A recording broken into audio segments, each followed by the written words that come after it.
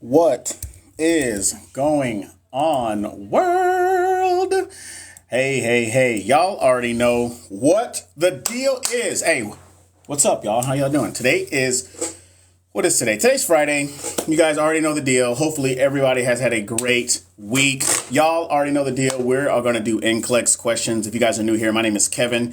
I go by the Boot Nurse. I'm an NCLEX coach, nursing coach. Been a nurse for about 3.5 years as well. I've been in the Navy for 16 years. All kinds of great stuff that's happened with me and yada, yada, yada. So, but you guys aren't here for me. Well, you guys are here for me, but you guys are here for the questions. But if you guys are new here, welcome. Also, if you are old here and you come here all the time, stop playing with me. I'm gonna need for y'all to share, I'm gonna need for y'all to like, and I'm gonna need for y'all to follow. Those are the three things that TikTok needs. Y'all know, once I get 100 people up in here, Tay, what's up? You already know, once we get 100 folks in here, y'all don't gotta look at my this hideous face. We're gonna turn this thing around. Your boys' allergies are super bad right now. Like, they're all eyeballs all puffy and stuff. So we're trying to make some stuff work. But if you guys are new here, I want to know who you are, where you're from, where you're at in your nursing journey. Who said, hey, Kevin, thank you so much for your review.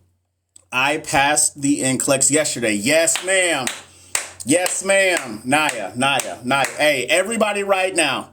Tay, I know you hear it all the time. Everybody right now, give Naya her props, give her flowers, give her all the love and support. Naya, I'm gonna need for you to do a video testimony for me. Do a video testimony for me and send it to my email. Do some help me out, because you telling me that tells me that everything that I do for y'all, it makes it so much worth it. All right. That's what I do it for. It's for y'all. So y'all don't feel how I felt about anything. You know, we try, hey, from point A to point B. If it helps, it helps. That's what I'm talking about. Do you do NCLEX coaching? Yes, sir, I do. You can go check that link out. That link is in my bio. Okay. You are the man with the plan. Hey, I'm trying to make some stuff happen. Hey, we got 100 folks in here. You guys know I'm going to do an Ask Me Anything after this. So you guys hang out. But you already know what we're doing. You already know what we're doing. Hey, we are here for the NCLEX questions. Hey, NCLEX questions for RNs and PNs. I got these off of nurseslabs.com. Make sure you guys go over there and check that out. Hey, participation is the key. Hey, if you don't participate, I don't even know what y'all are doing here. You got to answer the questions. You got to smash the like button. You got to follow and you got to share. Don't be greedy your whole life. Get this out to people who need it. Okay? Don't troll my chat. Don't come in here acting a fool, because I promise on the dead homies, I'm going to ban that ass. Okay? And I got some dead homies. I'm just letting you know. So don't be rude. Okay? 7-day NCLEX course. You still get it for a lifetime. It's $97. Hey, there's a free download over there, guys. Go to thebootnurse.com/special. You get you a free download on test taking strategies, okay? Hey, and I also do the tutoring for the coaching 101. That link is also in my bio all the way up here. All right, and we're going to do an Ask Me Anything after this, okay? So here we go, and I'm going to try to keep, not the dead homies. Look, Rochelle, you already know what the deal is. Here we go. Question number 1. Which action should you delegate to the experienced nursing assistant who's caring for a patient with a thrombotic stroke with residual left-sided weakness? Select all that apply. Is it assist the patient to reposition every 2 hours, reapply pneumatic compression boots, remind the patient to perform active range of motion, or check extremities for redness and edema? What are we thinking? Nurses Lab straight up gave me the practice I needed to pass NCLEX. That's what I'm saying, y'all. Hey, I do these every month. I do these, what like Monday through Friday. You know what I'm saying? I will do these on Monday through Friday until, I realize that, nobody wants me to be here. All right. And then I'm also going to start doing some Zoom stuff, where we can get into some more in-depth type of questions, especially like those case studies. Because I know everybody always say, hey, if you guys are interested in doing that, y'all leave me, hey, smash that like button. Hey, we need 10,000 likes. We need 10,000 likes. What's up, Kate? I see you out there. Hey, I saw that new PDF that you put out there. I think it was for, not for farm, but the other one that popped up on my page. So, hey, shout out to y'all. Hey, if you guys are paramedic type or whatever, and you guys don't follow Kate, she's the lady with a good pharmacology PDF, especially for those that are in the paramedic realm. But the answers are A, B, and C. The experienced nursing assistant would know how to reposition the patient and how to reapply compression boots, and would remind the patient to perform activities he has been taught to perform. Okay, that is management of care. Management of care. They can't assess, they can't educate, because we don't delegate what we eat, right? Exactly. Here we go. On to question number 2.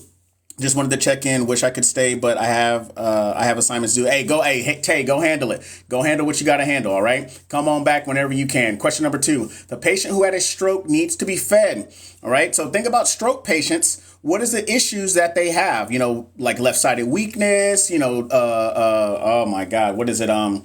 Difficulty swallowing, airway compromise. Those are the things that you have to think about, okay? What instruction should you give the nursing assistant who will feed the patient? Position the patient sitting up in bed before you eat or before you feed her. Check the patient's gag and swallowing reflexes. Feed the patient quickly because there are 3 more waiting. Yeah, you gotta get to them, right? Suction the patient's secretions before or between bites of food. What are we thinking? Hey, shout out to everybody that's here. We're doing NCLEX questions, got them off nurseslabs.com. Hey, if you're not smashing that like button, if you're not following, and if you are not sharing, what are you doing? What are you doing? Make it happen, y'all. Keep sharing, keep liking, keep following. Hey, we need 10,000 likes. 10,000 likes, or I'm boycotting the rest of the exam. All right, I'm boycotting it. All right. Hey, also, if you're new here, I want to know who you are, where you're from, where you are at in your nursing journey. All right. Got some people saying A. Okay. Hey, remember RTFQ. Read the fucking question. Read the question, all right? Some people are just like, oh, they can't do this. They can't. Oh, they can. I was like, well, read the question. Look at those trigger words, all right? All right, y'all, here we go. Here we go, ladies and gentlemen. Oh, nursing assistant. There you go. Is it Annika? Annika. Hey, 2 of my favorite words, Monica and Annika, and y'all figure that out. Here we go. Here's our answer in 3, 2.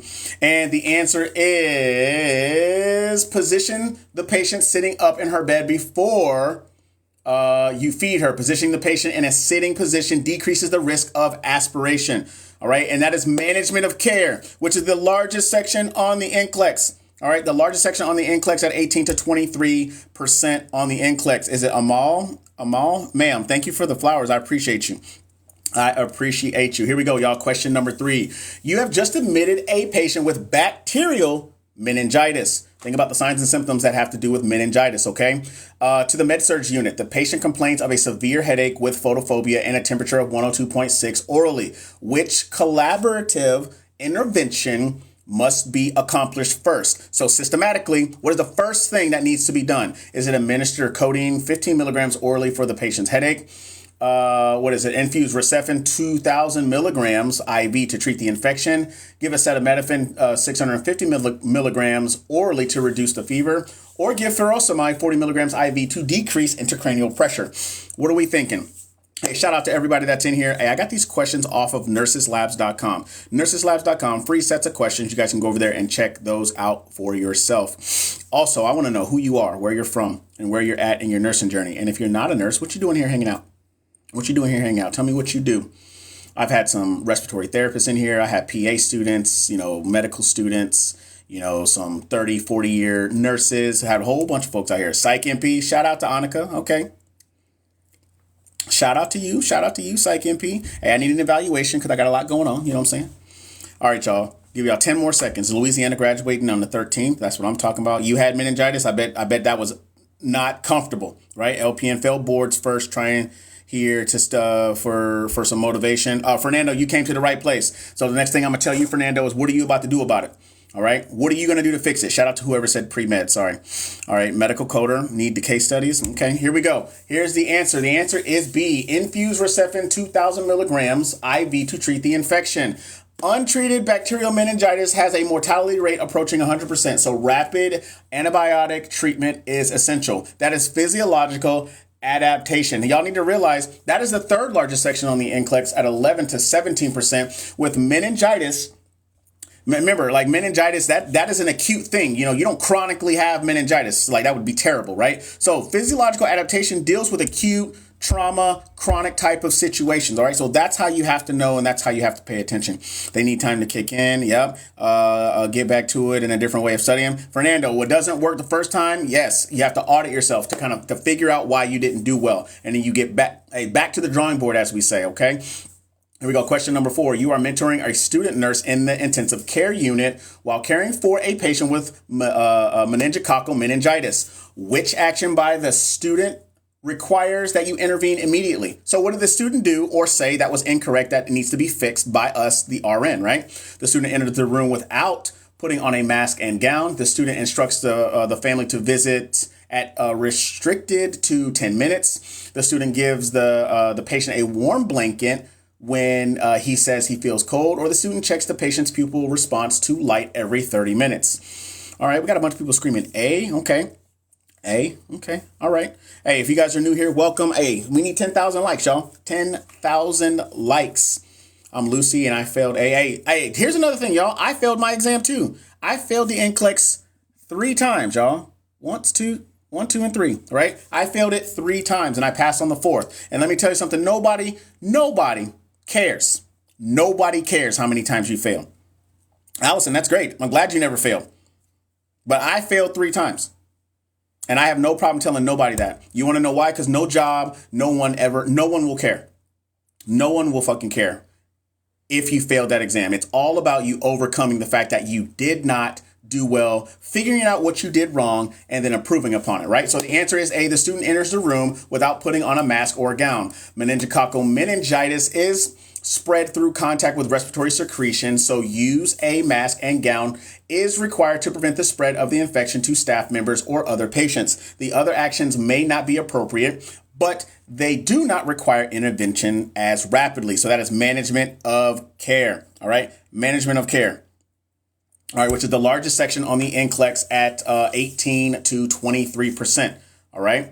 So here we go. Question number 5. A 23-year-old patient with a recent history of encephalitis is admitted to the medical unit with new onsets of generalized tonic-clonic seizures.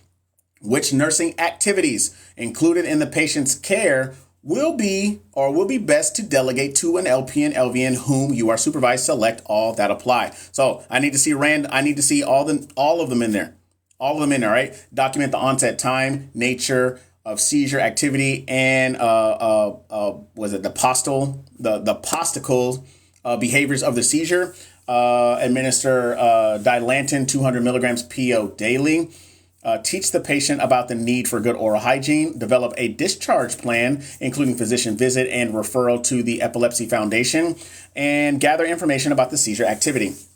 What are we thinking? Shout out to all 200 of y'all listen to me run my mouth. We're doing NCLEX questions. Got them off nurseslabs.com. Free sets of questions. Go over there and check them out for yourself. Hey, just to let y'all know that your NCLEX is still 60 to 70% select all that apply and multiple choice. All right. The other 30, 40%, that's the difference that changed. And it's all about how the question was delivered to you.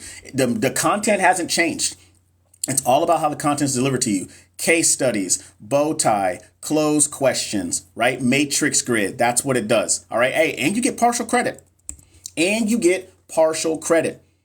For select all that apply. I wish I could have gotten partial credit. All right, here we go. And the answer is B and E. Administration of medications that are not a high risk is included in the LPN's education and scope of practice. Collection of data about the seizure activity may be accomplished by the LPN, LVN who observes initial seizure activity. An LPN, LVN would know to call the supervising RN immediately if a patient started to seize. That is management of care. Management of care, the largest section on the NCLEX, all right? The largest section on the NCLEX at 18 to 23%. All right. Appreciate all the follows, y'all. Hey, if you guys are just now joining us, this is my little commercial break. Make sure you guys participate. We're doing NCLEX questions for RNs and PNs. Also, make sure you guys share, follow, give me all them likes. Hey, we need 10,000 likes. 10,000 likes. Y'all make it happen. But the more you like and the more you share and follow, the more the algorithm pushes to people who need this. All right. So don't be selfish your whole life. Get it to those folks. All right. Don't troll my chat. You troll my chat, I'm gonna ban that ass. I promise you. And I mean it. And I enjoy being petty. So nurseslabs.com, like I said, is where I got these questions. You guys can go over there and check them out. They're free. 7-day NCLEX course for a lifetime, $97. That is at thebootnurse.com/special. Also, hey, there's a free download over there, y'all. Test taking strategies, free download. And if you need one-on-one NCLEX coaching, you guys can check that out. Those links are in my bio. Fernando, if you have a question, just wait for it and we'll ask it during the Ask Me Anything at the end, okay? Because I won't be able to see it. While working in the ICU, you are assigned to care for a patient with a seizure disorder. Which of these nursing actions would you implement first if the patient has a seizure? So you see a patient seizing, what you doing? I wish I could write questions for NCLEX. That's exactly how I'd say it, because you would understand it. Place the patient on a non-rebreathing mask with oxygen at 15 liters per minute. Administer Ativan 1 milligram IV. Turn the patient to the side and protect the airway. Assess level of consciousness during and immediately after the seizure. What are we thinking? Always airway first. I am not a nurse, but shouldn't it be C? Well, we about to find out. We finna find out. All right, always, hey, remember, level of consciousness, ABC. Hey, your level of consciousness is part of your ABCs. People need to realize that. All right, I need for you guys to realize that. Shout out to all 530 of y'all that are in here rocking with me. We're doing NCLEX questions. Make sure you guys participate, like, share, follow. We need 10,000 likes, okay? Here we go. Here's our answer, ladies and gentlemen. 3, 2, and the answer is C. Whoever was not medical got that answer right? Turn the patient to the side and protect the airway. The primary or the priority action during a generalized tonic-clonic seizure is to protect the airway. That is a physiological adaptation. That is an acute issue that is happening, right? That falls under physiological adaptation. All right, the third largest section on the NCLEX at 11 to 17%. Hey, the big three on the NCLEX: pharmacy or pharmacology, physiological adaptation, management of care make up 44 to 49% of the exam, okay? You master those three, the chances of you doing really well and conquering the NCLEX the first time it's super, super high, all right? Here we go. Question number 7. A patient recently started on Dilantin to control simple complex seizures is seen in the outpatient clinic. Which information obtained during his chart review and assessment will be of greatest concern? The gums appear enlarged and inflamed. The white blood cell count is 2,300. Patient occasionally forgets to take the phenytoin until after lunch. Patient wants to renew his driver's license next month. What are we thinking? What are we thinking? Hey, shout out to all 500 plus of y'all. Make sure y'all smash that like button. Hey, we need 10,000 likes. I need for y'all to share and I need for y'all to follow. All right. That is the trifecta that TikTok needs. Also, if you're new here, who you be, who you is, right? I want to know who you are, where you're from, where you're at in your nursing journey. And if you're not a nurse, what you doing here hanging out with us? What you doing? A little bit about me. Been in the Navy for 16 years. I also have been a nurse for 3.5 years. I've worked in 3 different ICUs, the PACU as well as the OR. So got a little bit, I'm a master instructor as well in the Navy. So been an instructor, educator for the last 8 years. So shout out to everybody that's out there doing their thing. I'm a clinical instructor, going to utilize these to my students. Ma'am, oh, sir, or ma'am, please do that. Here we go. And our answer is B. The white blood cell count is 2,300. Leukopenia is a serious adverse effect of phenytoin and would require discontinuation of the medication. All right. Hey, you don't got no white blood cells. You don't have an army to fight off even the simplest infections. Okay. Pharmacology, pharmacological and parenteral therapy, the second largest section on the NCLEX, 14 to 18%. All right. Here we go. Question number 8. After receiving a change of shift report at 7 a.m., which of these patients would you assess first? I don't know about y'all, but this seems like a management of care question to me. You see what I'm saying? Yeah, you still got it. I see you out there. Here we go. A 23-year-old with a migraine headache who is complaining of severe nausea associated with retching. A 45-year-old who is scheduled for a craniotomy is 30 minutes and needs preoperative teaching. A 59-year-old with Parkinson's disease who will need a swallowing assessment before breakfast, or a 63-year-old with multiple sclerosis who has an oral temperature of 101.8 and flank pain. What are we thinking? What are we thinking? Shout out to all 500 of y'all rocking with me. We are doing NCLEX questions. Hey, I need 10,000 likes. I need for y'all to share. I need for y'all to follow. All right. Y'all got to make that happen, because the more that y'all do that, the more that it gets out to the folks that need it. That is the most important, is getting out to the people who need it. Also, I got these questions off nurseslabs.com. Make sure you guys go over there and check that out. Also, you guys, anybody looking for an NCLEX course, 7-day NCLEX course, that link is in my bio. Also, if you're looking for coaching for the NCLEX, you guys can find that in my bio as well. But here's our answer in 3, 2, and the answer is D. A 63-year-old with multiple sclerosis who has an oral temperature of 101.8 and flank pain. Urinary tract infections are a frequent complication in patients with multiple sclerosis because of the effect on bladder function. The elevated temperature and decreased breath sounds suggest that this patient may have a pyelonephritis.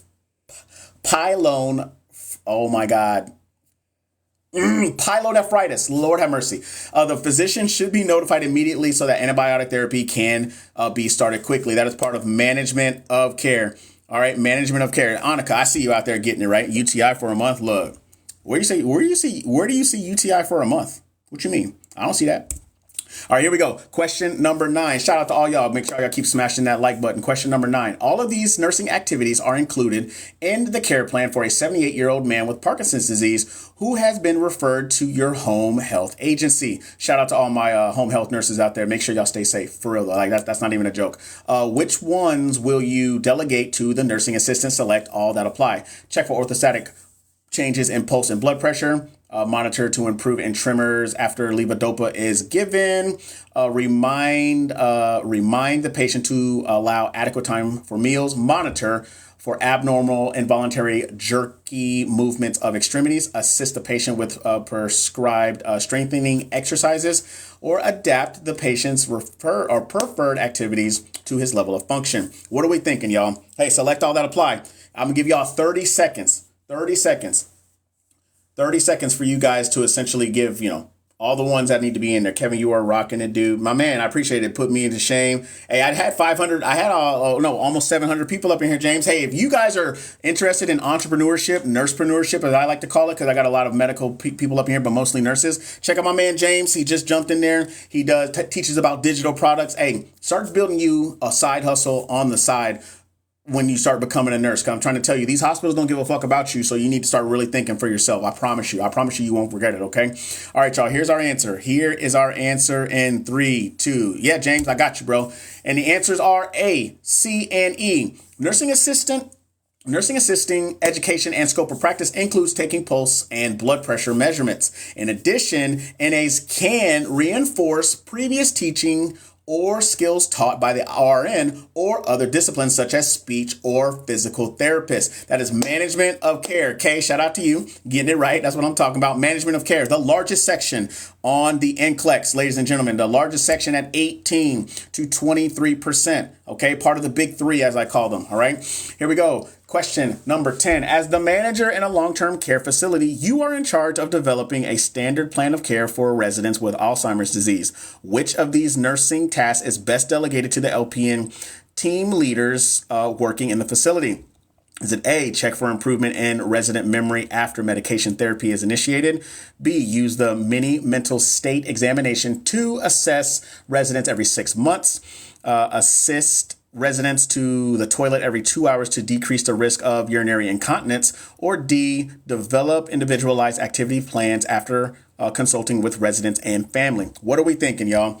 Throw us a hospice question. Look, hey, if the hospice question is in there, then it'll be thrown in there. These are just random questions that are off of nurseslabs.com. By the way, if you guys are new here, that's where I got those questions from. Make sure you guys check those out. Hey, we need 10,000 likes. I need for y'all to get carpal tunnel for me. Do it right now. Annika. Hey, Annika, you're my favorite person right now. Hey, Annika, your whole job right now is just to get carpal tunnel right now. Make it happen. Now, make it happen. Go ahead. All right, y'all. I'm going to give y'all 10 seconds.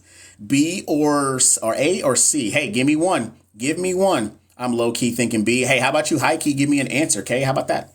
Hey, I don't mean that to be passive-aggressive. I love you. I'm just saying give me an answer. All right, y'all. Here we go. Here we go. Here's our answer. I am an RN. Shout out to you, Chase. Here we go. Nah, you good. You good. Okay, here we go. Here's our answer in 3, 2. And the answer is A. Check for improvement in resident memory after medication therapy is initiated. LPN education and team leader responsibilities include checking for the therapeutic and adverse effects of medications. Changes in the resident's memory would be communicated to the RN supervisor, who is responsible for overseeing the plan of care for each resident. That is management of care. Hey, because guess what? LPNs, do you not go through pharmacology? Do you not need to know what the expected outcomes of medications are? Do you not need to know what to do after that if it's not expected? That's what I think. Doesn't matter where you are, in a hospital or in a freaking long-term care facility. But anyways, here we go. LPNs, RN questions, NCLEX questions. Got them off nurseslabs.com.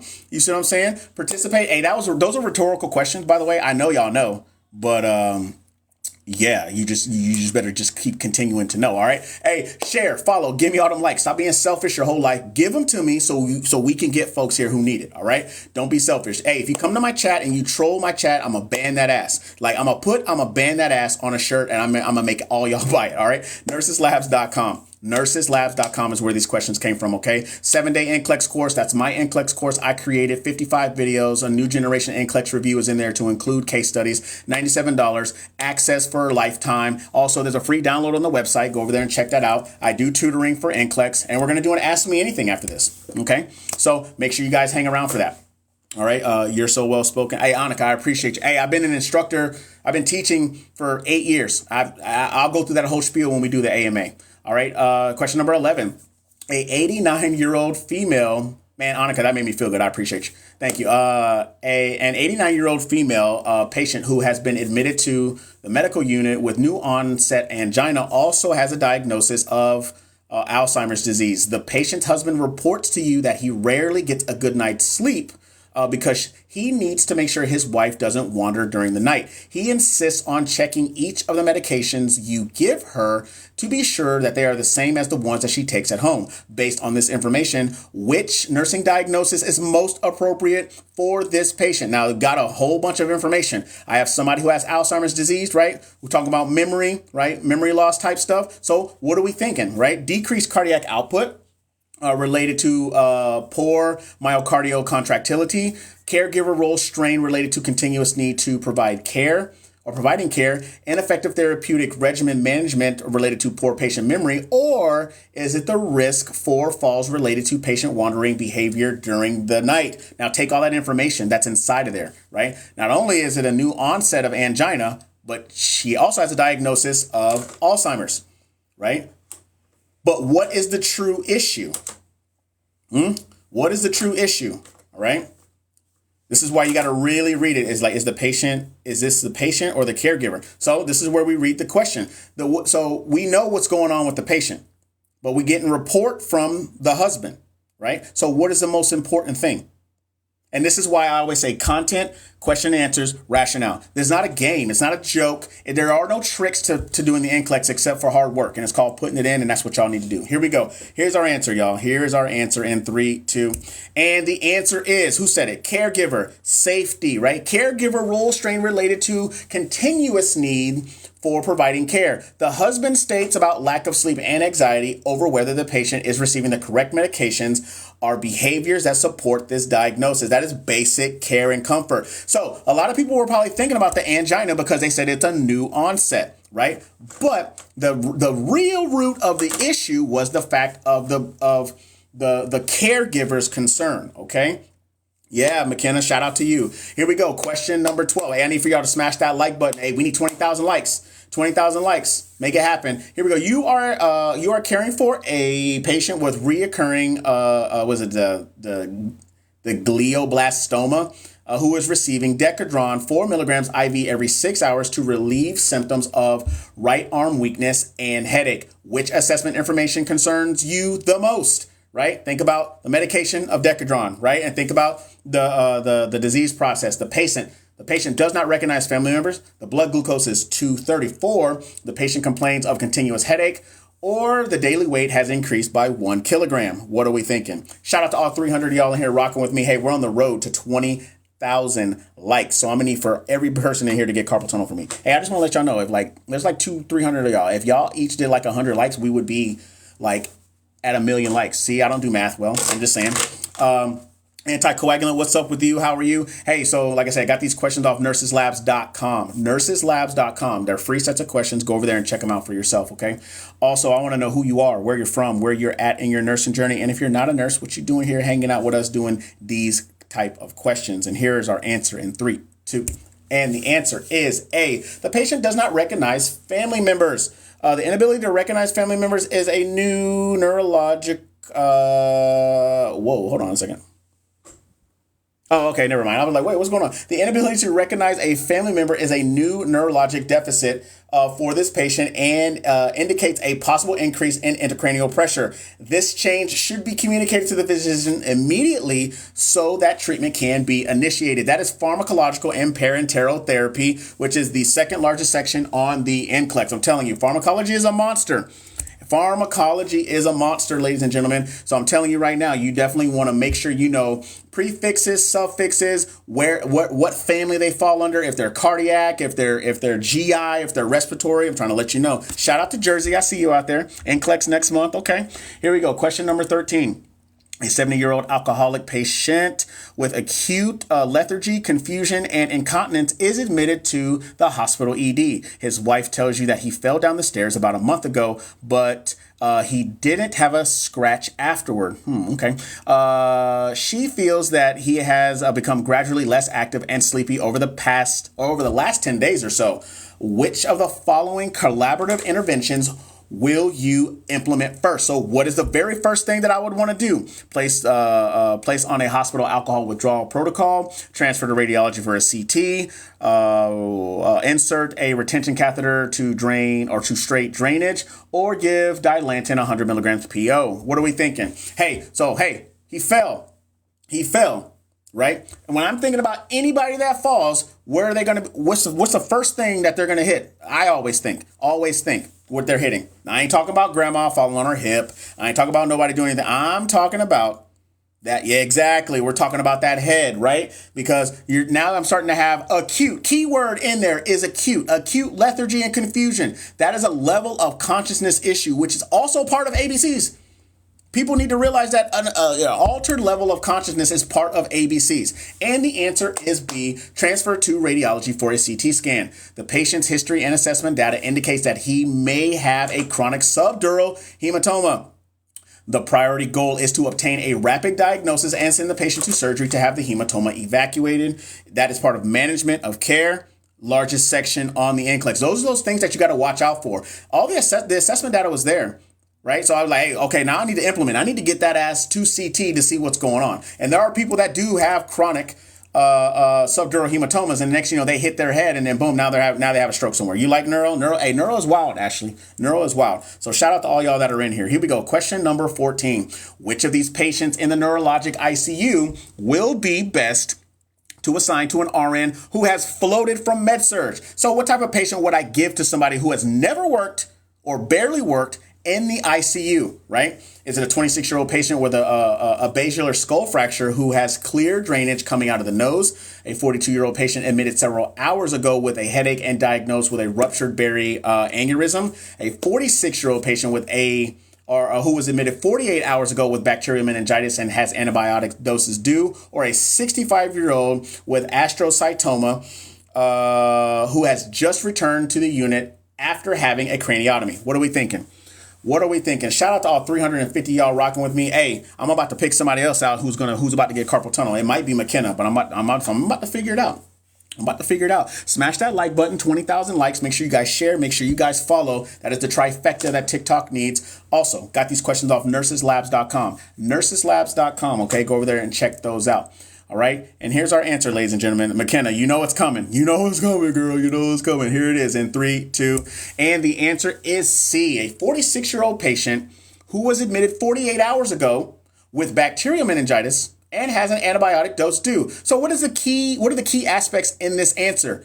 48 hours, right? So it's no longer essentially acute. They already have their antibiotics due. It's not acute. It hasn't happened within the past couple of hours. It's 2 days. Right? It's 2 days. Somebody's saying why though? This is why it is important that you read your rationales. Don't ask me why until you read your rationale. Okay. Management of care, the largest section on the NCLEX at oh my God, I already forgot. 18 to 23%. Okay. That is why it's important. Correct. And that patient is the most stable, right? You give new patients that are there the most stable patients. Hold on one second. What the hell just happened here? My timer just died on me. It's like, I don't want to play no more. Here we go. Question 15. What is the primary nursing diagnosis for a patient experiencing a migraine headache? Is it acute pain related to biologic and chemical factors? Anxiety related to change in or threat to health status? Hopefulness related to deteriorating physiological condition, or risk for side effects related to medical therapy? What are we thinking? Hey, if you guys are new here, welcome. We're doing NCLEX questions. I got them off nurseslabs.com. McKenna has been tasked with getting me to 20,000 likes and to getting carpal tunnel for me. So I already know she over there making it happen. I want to know who you are, where you're from, where you're at in your nursing journey. And if you're not a nurse, what you doing here hanging out with us?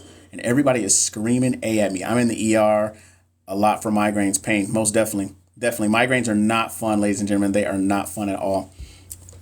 All right. Hey, a little bit about me. If you guys don't know, failed my NCLEX 3 times, y'all. I failed it 3 times. And no part of me cares about what y'all think about that. Because people try to judge. You failed it 3 times and you're teaching. Hey, how about you shut the fuck up and get over here and learn? How about that? How about that?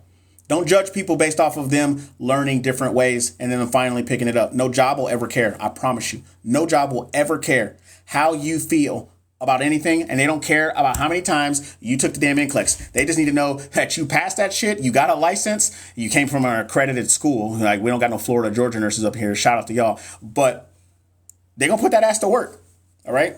As long as you pass, Ash, you know what the deal is. You already know. And the answer is A, acute pain related to biologic and chemical factors. The priority of interdisciplinary care for the patient experiencing a migraine headache is pain management. That is physiological adaptation, which is the third largest section on the NCLEX exam at 11 to 17%. All right, crying in Florida, Mel. Hey, I lived in Florida. Hey, anybody in there? Anybody from Duval? Hey, I was stationed in Jacksonville for 4 years, so I already know what the deal is. You know what I'm saying?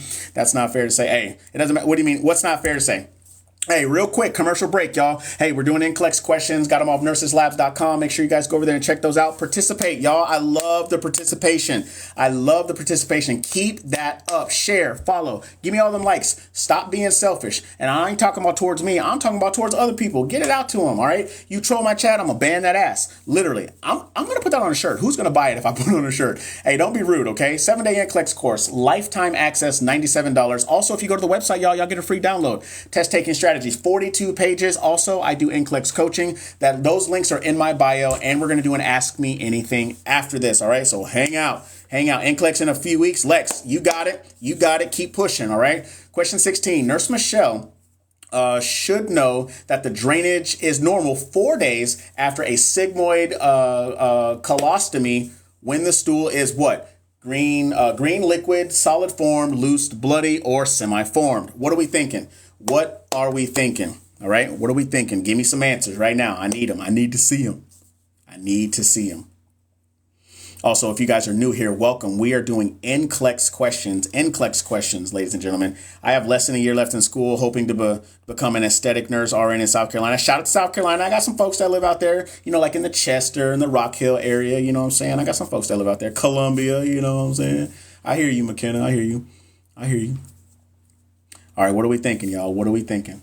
Hey, so here's another thing. With aesthetic nursing, they usually want you to have a year of nursing. Spartanburg, okay, that's what I'm talking about. Usually they want you to have a year of nursing experience. So McKenna, my recommendation to you would be go to a floor, go do whatever, go get you a year of experience. Year 1 in a day, take that ass to aesthetics and go be happy. But hey, shout out to all my med-surg nurses or whoever works in a hospital. Hey, do you and love what you do. All right. And the answer is C, loose, bloody. Normal bowel function and soft form stool usually do not occur until after the 7th day following surgery. The stool consistency is related to how much water is being absorbed. That is reduction of risk potential. First time we saw this one. All right, which is at 9 to 15% on the NCLEX. Kind of a 5-6% gap up in there. All right, still one of the smaller sections, but still very, very important. Okay, float pool nurse in Midwest. Hey, I love float pool nurses because they get a good amount of everything. All right, ICU, med surg, neuro, whatever. Right. So shout out to my floats out there. Question 17. Where would Nurse Christine place the call light for a male with a right-sided brain attack and left, homonymous? Oh my God, I almost messed it up. Homonymous hemanospia. Oh my God. On the client's right side, the left side directly in front of them, or where the client likes. What are we thinking? Hey, by the way, if you don't like the way that I pronounce stuff, you can put the pronunciations down there. But do I look like a 10-year-old getting ready for a spelling bee on fucking ESPN? Absolutely not. Hey, if I mess it up, I mess it up. Hey, I just want to let you know you'll probably never say these words ever again once you start working as a nurse. Shout out to New Zealand. All right. Appreciate y'all.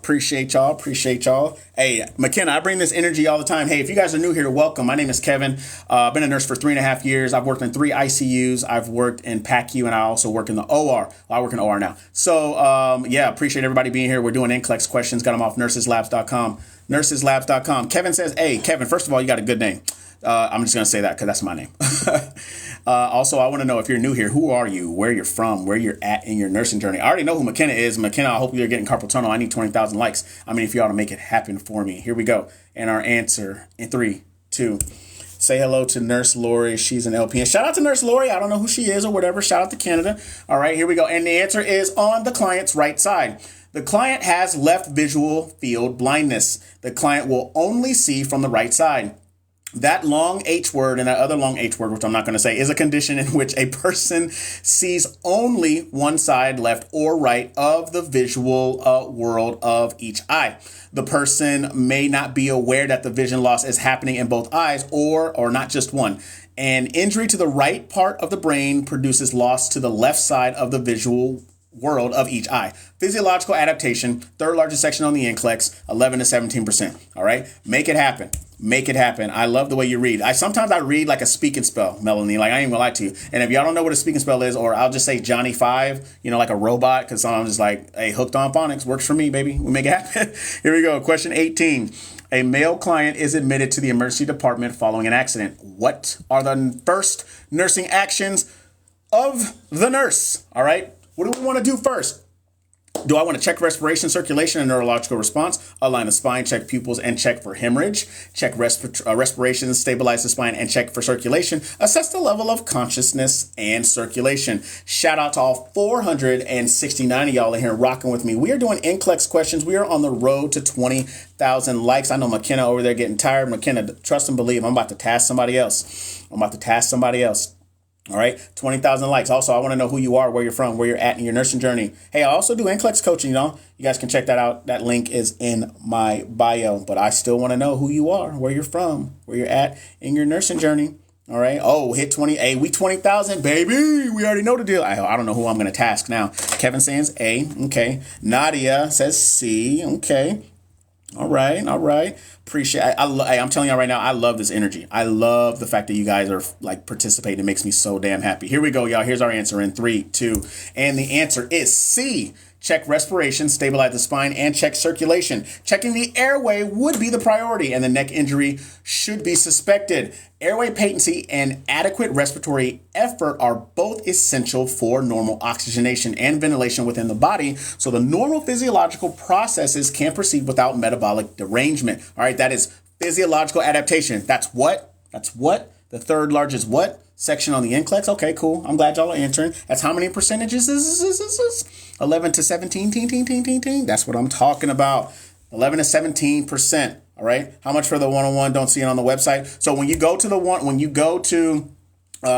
link in the bio and you click NCLEX one-on-one coaching, it will take, you have to put your name and your email in there so you can see the site, and then it has all the information on there. Okay. Question 19. In evaluating the effect, in evaluating the effect of nitroglycerin, Nurse Arthur should know that it reduces preload and relieves angina by what? Increasing contractility and slowing the heart rate, increasing AV conduction and heart rate, decreasing contractility and oxygen consumption, or decreasing venous return through vasodilation. What are we thinking? Shout out to all 400 plus of y'all. We're at 21,000 likes. I don't even know who I want to pick. Hey, the next person I see that jumps up on here, I don't know who I want to pick. Oh, man. No, McKenna, I can't pick you. You already did too much. All right, y'all, here we go. Let's see what we got. I got to pick somebody. Nicole McCracken. Who said that? Nicole McCracken said D. Ma'am, your goal and task right now is to give me the 30,000 likes. Get carpal tunnel for me right now. Make it happen. I love y'all. Appreciate y'all. Here we go, y'all. Here's our answer. Here is our answer in 3, 2. And the answer is D. All right. Decreased venous return through vasodilation. The significant effect of nitroglycerin is vasodilation and decreased venous return. So the heart does not have to work hard. That is pharmacological and parenteral therapies, which is the second largest section on the NCLEX. Hey, don't try to run from pharmacology, y'all. Don't try to run from it. All right. Because it's here for you. It's here for you, baby. It's here. All right. Don't try to run from it. Hey, embrace the pharmacology. Embrace it. Trust and believe me. All right. Question number 20. Nurse Patricia finds a female client who is post myocardial infarction, slumped on the side rail of the bed and unresponsive to shaking or shouting. Which is the nurse's next action? What are you doing next when you be like, hey, ma'am, what up? And then they ain't up. So what you doing? Call for help and note the time. Clear the airway. Give 2 sharp thumps to the precordium and check for pulse, or administer 2 quick blows.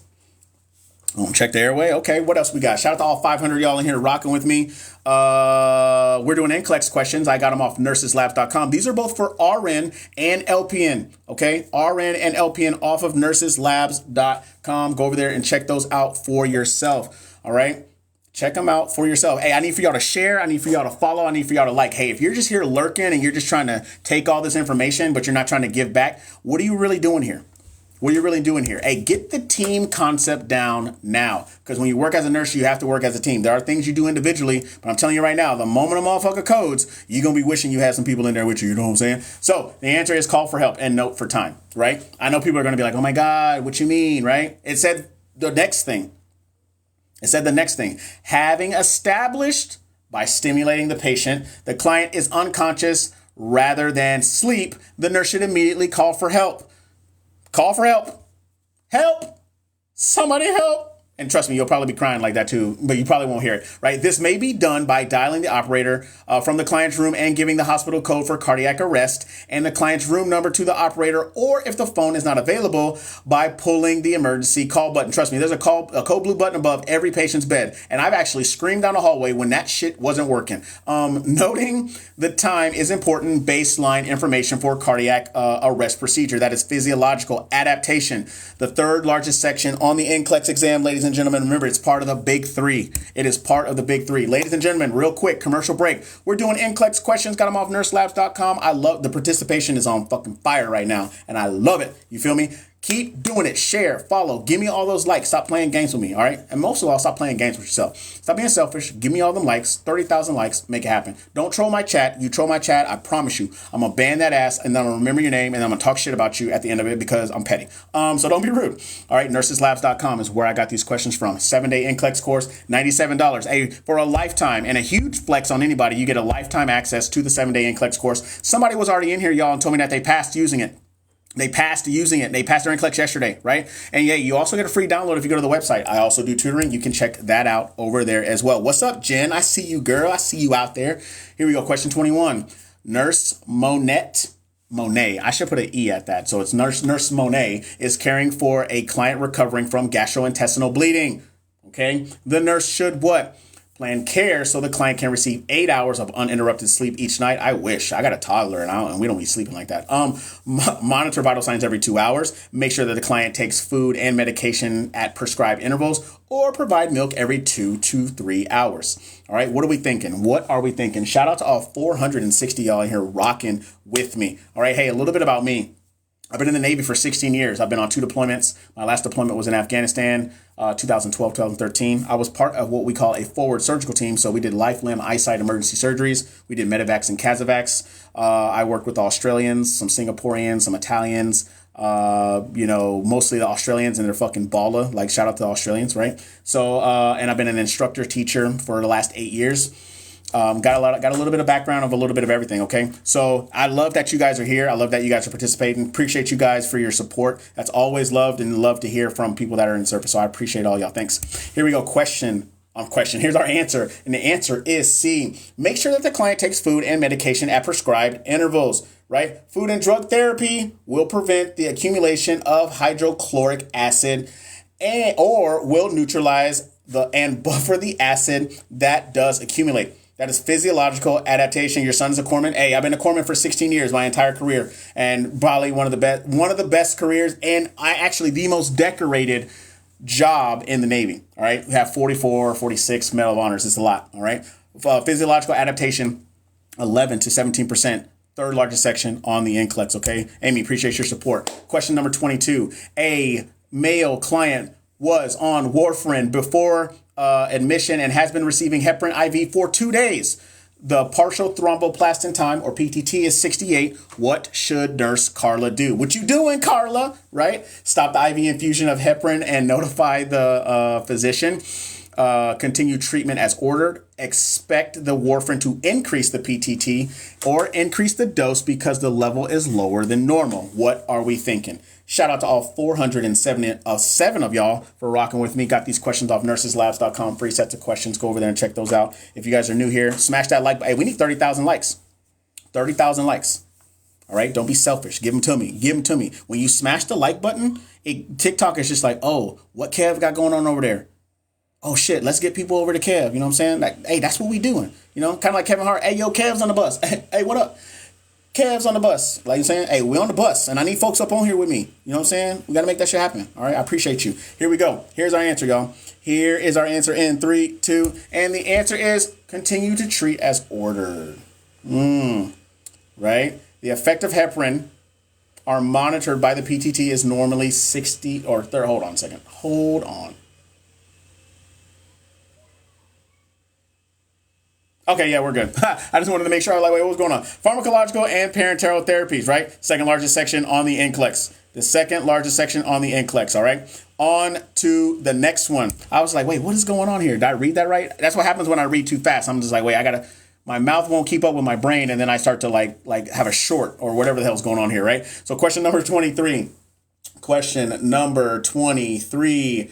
A client underwent ileostomy. When should drainage appliance be applied to the stoma? Is it 24 hours later when edema has subsided in the operating room after the ileostomy begins to function, or when the client is able to begin self-care procedures? What are we thinking? What are we thinking? It says, God loves you. Please repent of your sins before it's too late. Janelle, what are you talking about?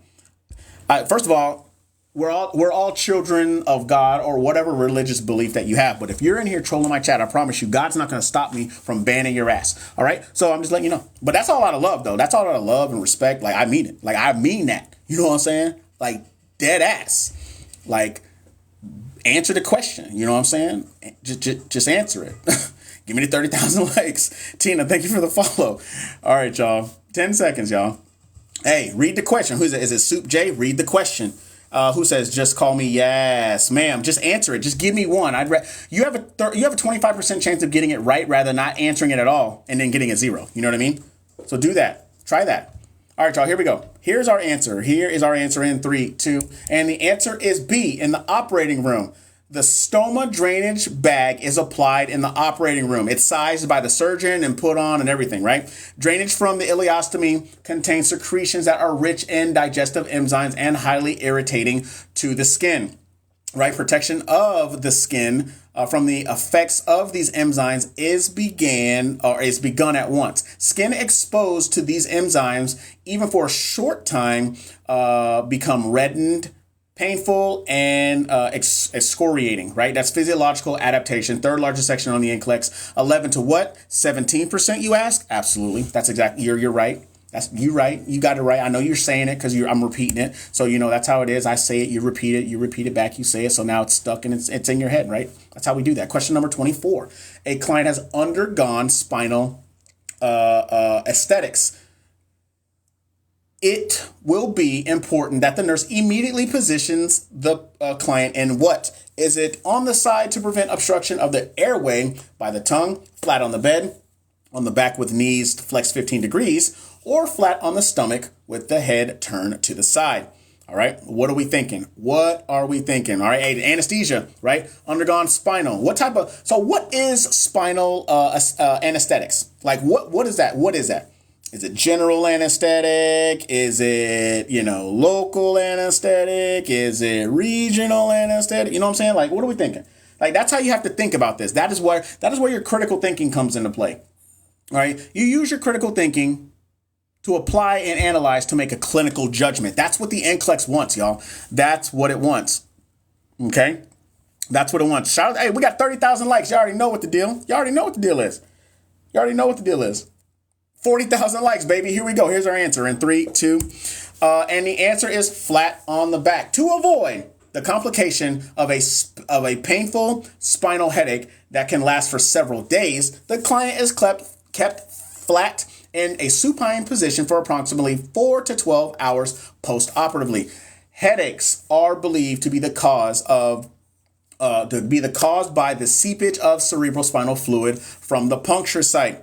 Okay, by keeping the patient flat, the cerebrospinal fluid pressures are equalized, which avoids trauma to the neurons. That is reduction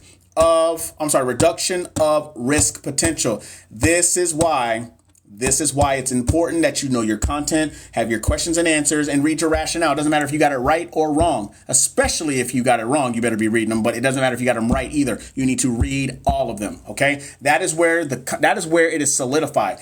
That's where it's solidified, all right? Here we go. Question number 25. While monitoring a male client several hours after a motor vehicle accident, which assessment data suggests increasing intracranial pressure? All right. Is it blood pressure has decreased from 160/90 to 110/70? The pulse has increased from 87 to 95 with an occasional skipping beat. The client is oriented when aroused from sleep and goes back to sleep immediately. Or is it D? The client refuses dinner because of anorexia. What are we thinking? Shout out to all 380 y'all that are in here rocking. Hey, we need 40,000 likes. Hey, 40,000 likes or I'm literally going to pick on somebody right now. And if you don't do it, I'm going to ban you. How about that? How about that? And I'll be petty about it. I will be petty about it. You know what I'm saying? Make it happen. Hey, if you guys are new here, also make sure you guys smash that like button. And I want to know who you are and where you're from and where you're at in your nursing journey. Who said that? Memo what? Would you say? You said nah? Like you said nah like you ain't going to do it? Hey, I promise you. Do it. Do it right now. Do it. Do it. Do it. And then watch what I do, sir. Man, that's so passive aggressive. Shout out to y'all, man. Hey, y'all are a good bunch of sports out there. You know what I'm saying? You know what I'm saying? Hey, another thing, I'm a trauma nurse instructor. I also taught in a surgical technology program for 3.5 years, as well as I taught tactical combat casualty care, pre-hospital trauma, advanced burn life support. So I've been teaching for a while. What's up, Tiff? I see you out there, girl. Here we go. Mads and Steph, thank you for the follow. Appreciate you. Here we go. Here's our answer in 3, 2. And the answer is C. The client is oriented when aroused from sleep and goes back to sleep immediately. This finding suggests the level of consciousness is decreasing. That is physiological adaptation. Hey, what did I say? Level of consciousness is a part of ABCs. It's a part of it, right? You gotta understand what's chronic and what's acute. You got to understand those things, okay? Also, physiological adaptation, third largest section on the NCLEX, 11 to what? 17%? Yes, Lord. That's exactly what it is. Hey, real quick, don't y'all go nowhere. Hey, we're doing NCLEX questions for RNs and LPNs, all right? I need for y'all to participate. Smash the like button because you're not, selfish. Follow me because I'm kind of cool sometimes, what the fuck ever, you know what I'm saying? And give me all them likes because those are the 3 things that TikTok needs to get this out to the people that need it. Do not be selfish. Don't come here and take all this knowledge and then decide not to show it or give it to somebody else. That's just not nice, all right? Don't troll my chat. You troll my chat, I promise you, I'm going to ban you. I promise you. Just because I'm petty, all right? Nurseslabs.com is where I got these questions from. 7-day NCLEX course. It's $97. You get it for a lifetime. I have 55 videos in there to include a new generation NCLEX review. So check that out. Free download on the website, guys. NCLEX coaching. I do that as well. Those links are in my bio. Ask me anything to follow this. Nikki says, I graduated in May. Nikki, you got some time. Hey, go over there and get that for $97, girl. Go ahead and get that. Question number 26. Mrs. Cruz, 80 years old, is diagnosed with pneumonia. All right. Which of the following symptoms may appear first? Altered level of conscious or altered mental status and dehydration, fevers and chills. Is it the hemoptysis and dyspnea, or pleuritic chest pain and cough? What are we thinking? What are we thinking? Shout out to all 400 and whoever, 400 of y'all, which is Gucci out here. Hey, we're doing NCLEX questions. If you're new here, that's what we're doing. NCLEX questions. If you don't know what the NCLEX is, then this probably isn't good for you. Knowledge is good for you. It doesn't matter, right? But the NCLEX is for the licensing exam for licensed practical nurses and registered nurses. And notice I said licensed practical nurses because LPNs are fucking nurses too. Hey, if you're an RN out there and you disrespect an LPN for the fact that they're an LPN, you should be ashamed of yourself. And don't you ever let me see you do it in front of me. I promise you I'm going to check you because that's what I do. Because LPNs are nurses, all right? Don't disrespect them like that. All right, here we go. Here's our answer. Here's our answer in 3, 2. And the answer is A, altered mental status and dehydration. Elderly clients may first appear with only an altered mental status and dehydration due to a blunt immune response. Hey, what did I say? Didn't I say that level of consciousness is a part of the ABCs? And you got to think, this lady is 80 years old. Meemaw is 80 years old with pneumonia. You see what I'm saying? Physiological adaptation. Physiological adaptation. Right? An altered mental status at 80 years old with pneumonia is an acute thing. That is not a chronic thing, right? It's not Alzheimer's. It's not dementia. Meemaw got a problem. You know what I'm saying? Physiological adaptation, okay? 11 to 17%, third largest section on the NCLEX. Appreciate y'all. Here we go. Question number 27. A male nurse has active tuberculosis, TB. Which of the following symptoms will be exhibited? Is it chest and lower back pain? Is it chills, fevers, night sweats, and hemoptysis, right? Is it fever of more than 104 and nauseous? Or is it a headache and photophobia? What are we thinking? Shout out to all 500 of y'all. You know what I'm saying? Nurseslabs.com is where I got these questions from. Make sure you guys like, share, follow. Hey, 40,000 likes. 40,000 likes. Man, I wish Bella was here because I'll be putting her to work. 40,000 likes, y'all. That is the goal of what we're trying to do right now. All right. Also, if you are new here, I want to know who you are, where you're from, and where you are at in your nursing journey, y'all. Answer is B. Bushra. All right, cool. Got you. You say it's B. Photophobia is meningitis, right? I don't know. We finna find out. That's why we do these together. All right. Here we go, y'all. Here we go. But Jackie says B. All right, Jackie, I see you. Nursing student. All right, Bella. All right, y'all. RN student. OW, was it OW? Beautiful. Okay. All right, here we go. Here's our answer in 3, 2. And the answer is B. Chills, fever, night sweats, and hemoptysis, right? Typical signs and symptoms are those 4 that I just stated. For somebody who has tuberculosis, what is it, motivating inspiration? You're a doctor. Shout out to you, EMT student. Physiological adaptation, right? Third largest section on the NCLEX at what? 11 to 17%. That's right. It's part of the big 3. Phoenix and the BSN program. Shout out to you. First semester RN. Shout out to you. Here we go. Keep smashing that like button. Question number 28. Mark, a 7-year-old client, is brought to the emergency department. He's tachypnic and afebrile and has a respiratory rate of 36 per minute. Do y'all think that's good or not? Y'all tell me. And has a non-productive cough, right? He recently had a cold. Form this history. The client may have which of the following conditions? It is acute asthma, bronchial pneumonia, COPD, or emphysema. What are we thinking? What I want to know is what kind of 7-year-old is named Mark. Well, I mean, is Mark considered an old name like that, I guess? That's like somebody's name is like Ingrid. No, Ingrid's like, I guess, more of like a European German name. So that shout out to anybody whose name is Ingrid out here. I love y'all. You know what I'm saying? I appreciate y'all. All right, y'all. I'm gonna give y'all 10 more seconds. Hey, also, if you're a patient care tech, EMT, paramedic, PA, residents, X-ray, respiratory therapy. Hey, I just want to let you know, all of y'all are important, and I fucking love y'all. And I put that on the set. And I don't really have a set. I just stay in the office. But you know what the deal is. You know what I'm saying? I appreciate all of y'all. because we gotta start to work better as a team. We really, really do. We really have to start working better as a team. All right. You got and I'm gonna be completely raw with y'all. These dick measuring contests about who knows more and blah blah blah blah. Hey, we gotta stop that shit. Hey, pharmacist, if you send up my Neo on time, then I'd shout out the pharmacist, okay? Or my Vaso. Yeah, I said it. No, shout out to y'all. What site is this? It's nurseslabs.com. Shout out to my pharmacist, though. Shout out to y'all. And the answer is acute asthma. All right. Based on the client's history and symptoms, acute asthma is the most likely diagnosis. That is physiological adaptation. Yes, sir. Physiological adaptation, 11 to 17% on the NCLEX exam. All right. Part of the big 3, the third largest section. All right. Knew it. And it's basically my son, Kelly. Hey, we got to get your son under control. We got to get him under control. All right. He's embarrassing us with his lungs. OK, thank you for the art. Hey, I learned everything I've ever learned from vent management from an RT. Everything. Perfect hats. Fucking PEEP. I'm telling you right now, I learned everything. FiO2. I learned all the simple shit. Learned in 30 minutes, and so much teaching. It was great. Is it Marichu? Marichu. Hey, anybody name it here? Marichu? Hey, whatever. Marichu was given morphine sulfate for pain. She is sleeping and has a respiratory rate of 4. Lord have mercy. If action isn't taken quickly, she might have which of the following reactions? Asthma attack, respiratory arrest, seizure, or waking up on her own. Well, I can tell you right now, we all know which one it's not.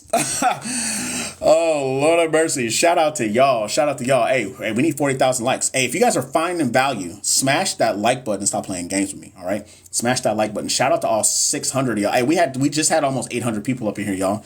Get it out to them, y'all. Get it out to them. Hey, if you're a nursing student right now, and if you haven't shared this with your cohort, you're wrong. You were wrong. It would behoove you to share it with your cohort. All right. Don't be greedy. All right. You can't hog me all to yourself.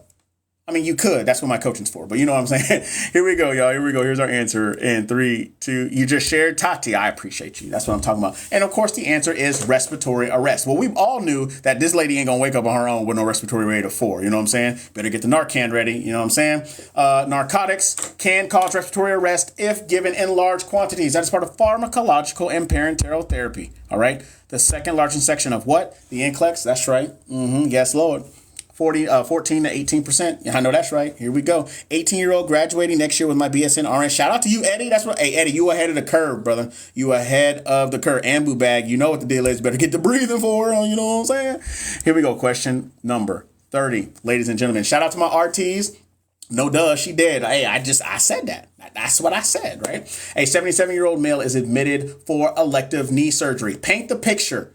Paint the picture, okay? Physical examination reveals shallow respiration, but no sign of respiratory distress. Which of the following is a normal physiological change related to aging? Increased elastic recoil of the lungs, increased number of functional capillaries in the alveoli, decreased residual volume, or decreased vital capacity. What are we thinking?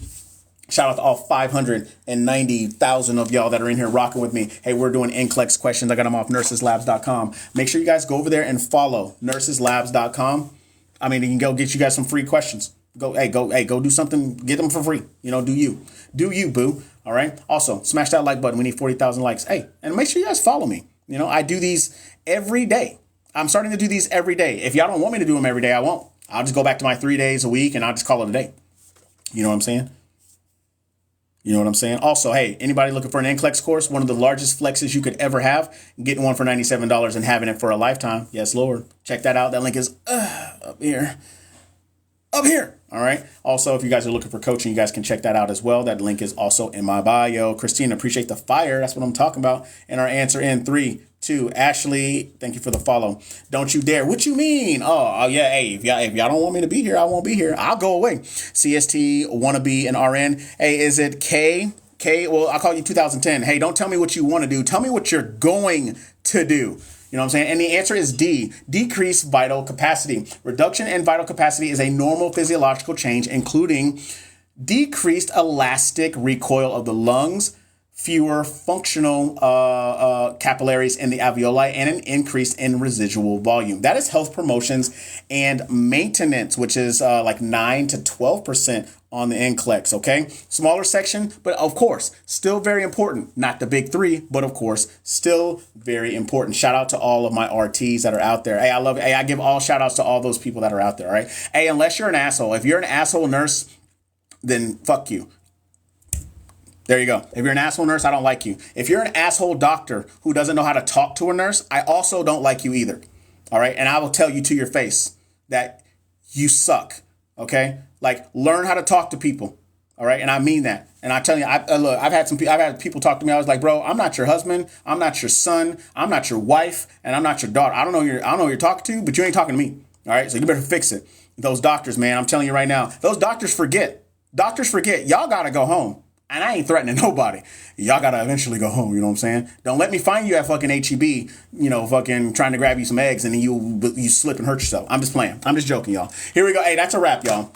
That is a wrap, ladies and gentlemen, on the NCLEX questions for today. We will resume them again on Friday. I appreciate you guys hanging out, getting me to 40,000 likes, getting 600 folks up in here. You know what I'm saying? I appreciate that. Hey, I didn't have to ban anybody. And I'm a little sad about that because I really wanted to talk some shit because I'm petty. Over 9,000. Dragon Ball Z and Super Style. Okay? Nurseslabs.com is where I got these questions. They're free. Go check them out for yourself. 7-day NCLEX course. The website, links in my bio. Tutoring, link is in my bio. Hey, if you go to the website for the 7-day NCLEX course, you get a free download for test taking strategies, y'all. You know what I'm saying? As a matter of fact, before I do this AMA, I am going to show you guys what the website looks like, okay? Check this out. This is what the website looks like, y'all.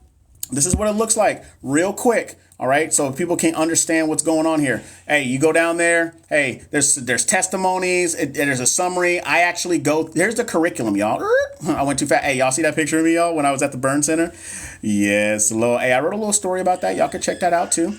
Right. And a couple of testimonies that are down here. Hey, you look, $97. $97, y'all can get it. All right. And then, of course, you hit the buy now. You decide that you want to buy it. Boom, you get inside of the freaking course, right? Inside the course right now, y'all, check this out. I talk about the computer adaptive test, passing standard, NCLEX test plan, answering NCLEX style questions, which people have such a hard time doing. Do you critically think, right? I don't want you to tell me what cranial nerve 5 is. I need to be able to give you a scenario, and in your head, you already know it's cranial nerve 5, and you already know what the issue is. So what would you do? What critical thinking would you use to make a clinical judgment, y'all? And then I have a new generation NCLEX course right here, y'all. Look, check it out. Money. Look at that. Right. And there's 8 videos under that section. There's 8 videos under that section. Each video is less than 30 minutes. You want to know why? I'm an educator. I used to sit on a podium and teach, and it sucks. So why would I want to keep y'all there for 50 minutes or an hour when I could just give you the same information in 28 or less than 30? Right. And then we sit here and we go through the questions. Right. I go through the questions. I read them. Right? We break them down. You get the rationale. Like, we break them down so you guys can hear them. And yes, there are new generation NCLEX questions that are in here. And I'm about to show you. Like, I'm about to show you right now, bro. Like, look at that right there. That's a case study. That's what it looks like to me. Right? Case study with select all that apply. Right? It says, I really need help with my NCLEX exam. Hey, check the link out. Hey, the link to 7-day NCLEX course in my bio. Look, hey, go over case studies, right? And in the case studies, they have 6 different answers, right? Here's a multiple choice question right here. There's a select all that apply question right there. There's another one, the closed drop down right here. What else we got? Anticipated versus not anticipated right here. Like, we go through it. Indicated, not indicated right there. I answer them, right? Which ones, why they are and why they aren't. Like, I go through them. Hey, with the new generation NCLEX review that I have, y'all, it's 4 hours worth of content that I split into multiple videos. There's 8 videos. All right. There's 8 videos. I'll show you right now. So 8 videos right there. Right. Let's go to number 7. I'll show you guys what's popping in number 7. Right. Number 7 right here. Oh, look at that. What did that look like? You know what that looked like? That lady. The link is in, is it Lynette? That link is in my bio. All right. The link is in my bio. Once you click that link tree, it's the very first one. It says the 7-day NCLEX course. That is where it's at. It says God is going to bless you tenfold for this. You are helping people. Christina, I'm telling you right now, this is what I'm supposed to do, and I truly believe that, right? So, hey, check this out. It says I don't get them all. What do you mean, Jen? What do you mean you don't get them all? I'm about to buy this for my girlfriend. Do it right now. So also, hey, what is this one? This one is they call it the matrix grid or the bow tie, right? And you understand, like, hey, what is the condition based off of the case study that's being given to you, right? Let me go back. So here's the case study, right? Based off of the case study that's being given to you right there. You know what I'm saying? Read it. All the information is going to be there. They're going to give you your vital signs, right? And you're going to go in here, you're going to answer the question. And then we're going to go through them together. Select all that apply. I talk about which ones are wrong, which ones are right, why it's wrong, why it's right. You know what I'm saying? And notice, if y'all notice that number, hey, I go over 100 questions. Look at that. There's another case study right there with another bow tie, right? And then we give a select all apply. We get a multiple choice, right? Right. And hey, look at that. The best one that everybody likes, right? Dosage calculations. You know what I'm saying? How did you take this course? How did I take what course? You mean, how did I make my course? I failed NCLEX 3 times. Hey, look, check it out. I even have it. Like, look, y'all see the dosage calculation, how I break it down? Or how do you take this course? The link is in my bio, right? 7-day NCLEX course. Click on the link tree. It'll take you directly to the website, okay? And then look, I even broke down the dosage. Let me go back. I even broke down the dosage calculations, y'all. Look at that. You know what I'm saying? So, and here's another thing. So this is on the 7-day. This is on the NGN. There's still another review that's going in there. Hey, once you get this, you have it for a lifetime. And by lifetime, I mean however long that God wants you to stay here. And then if you want to give it to your descendants, you can do that as well. Okay. But check this out. Look over here, like 100 questions, y'all. 100 questions. Right. And then I go through, how to evaluate your process when you're studying, a plan, fucking memory tricks. I'm sorry if I said the F word, but I've been saying it all day. But memory tricks. Right. Just like that. memory tricks. And then of course I get my, I got a nice little saying over here at the end, you know what I'm saying? Because I'm all about my motivational quotes and it went away, right? And look, hey, check this out. I'm going to show y'all something. The pharmacology section, I have 18 videos and I'm not playing. I have 18, how to study pharm, dosage calculation, cardiovascular meds. Hey, cardiovascular meds is my favorite. I don't know why. It's one of my favorite lectures that I did, right? So we talk, intro, content, the introduction, and then we get right into the meds, right? Talk about ACE inhibitors. We talk about, hey, what are your common ACE inhibitors? Your enalapril, lisinopril. Notice how they're all prils, right? Right, prils, right? And then we have our, what are these? My sartans, right? Or my ARBs, yeah? And then we go to our beta blockers, right? Calcium channel blockers, right? Because we're dipping in the calcium channel. Hey, stop playing with me. Stop playing with me, y'all. Go over there and get that. Statins, right? Freaking antiplatelets. We go over anticoagulants, diuretics. You know what I'm saying? Good old digoxin, right? Antiarrhythmics, right? And then we go down here. Like, what else is down here? Look, blood and blood component therapy, fluid regulation, diabetes. Listen. Dipping. I like this one. My farm is so red. Hey, McKenna, I'm just letting you know that is what is in there, and that's what you guys get for $97. And also look, you can download it. You can, what the PowerPoint that I have right here, you can download it. And so you can download it, print it out, go through, listen to what I'm saying, taking notes. So if anybody interested in the 7-day NCLEX course, that link is in my bio. And this is the website right here. It is thebootnurse.com/special. Asking for this for Christmas. Hey, McKenna, hey, it's going to be $97 for a while. All right. It's going to be $97 for a while, but it won't be forever. I'm just letting you know. Okay. So, hey, I'm working on getting questions in there, but this is I am a content driven person because people try to go out there and say, hey, I can tell you tricks about this, bro. No, there are no fucking tricks. It's called putting in the fucking work. That's what it's called. All right. Knowing your content. And here's the thing. If it was a trick, I'm telling you right now, when you get out to fucking start taking care of patients, it ain't a trick. It ain't a trick. And it's not a game. And so don't play with yourself like that. But ladies and gentlemen, what is the deal? How are y'all doing? Welcome. Hey, here's my Ask Me Anything. All right. I'm having a little rough. Hey, if you guys notice that my eyes are a little puffy, I live in Texas. The allergies is wild out here. They are wild out here, but I appreciate you. Y'all got me to 40,000 likes. And if you guys have been finding value, and I've been doing this, y'all, since like March or April. And if you guys have been finding value in all this, smash that like button. All right. Hey, a little bit about me. Like I said, I've been in the Navy for 16 years. I have been a nurse for 3.5. I've worked in 3 different ICUs, the OR and the PACU. I'm a surgical tech in the Navy. I've been a Navy instructor, master instructor in the Navy for the last 8 years. I've taught in a surgical technology program. I was a clinical coordinator. I've done so many other things, right? So been on 2 deployments, so I have a little bit of a background. If you notice that my brain is back here. It's back here on this board, right? It says, how do you memorize the lymphatic system? Practice, to be honest. Practice. You really, really have to practice. And I'm going to let you guys, and here's something else I'm going to let you guys know, is that if you guys come into my chat and you guys start asking me questions, I'm going to be completely honest with you. If I don't know it, I promise you I will tell you that I don't know it, because I gain nothing from lying. I gain nothing if I lie to you. You know what I'm saying? Lisette bought it. Thank you. Hey, Lynette. I'm sorry. I keep calling you Lisette. Lynette, I appreciate you. Hey, as a matter of fact, I want you to go into it right now, and I want you to fact check me. So I want you to see that everything I just showed you is in there. I want you to go in there right now and look at that. All right. So all hail me. One thing I'm going to tell you is that if you want everyone to hail you in regards to the lymphatic system, you need to practice it. Okay. How hard is LPN program? It depends on you. And it depends on how much work you're going to put in. My girlfriend has it. Oh, okay, Lynette, I got you. Well, let her know. Let her know that I want to know what I just showed you, if it's true. If that makes sense, you know what I'm saying? You know what I'm saying? Hey, if you find the value, smash that like button. You know what I'm saying? But to answer your question, becoming a nurse is hard. Like, some people are saying it's easy, but it really does take. There's a lot of things that you have to sacrifice while you're going through nursing school, to include being around, times with your family, times with your friend. You'll really find out who is about you. You will really find out who is about you when you start nursing school. What do I need to pass my NCLEX? I don't. So that's a very loaded question. I don't know what you need.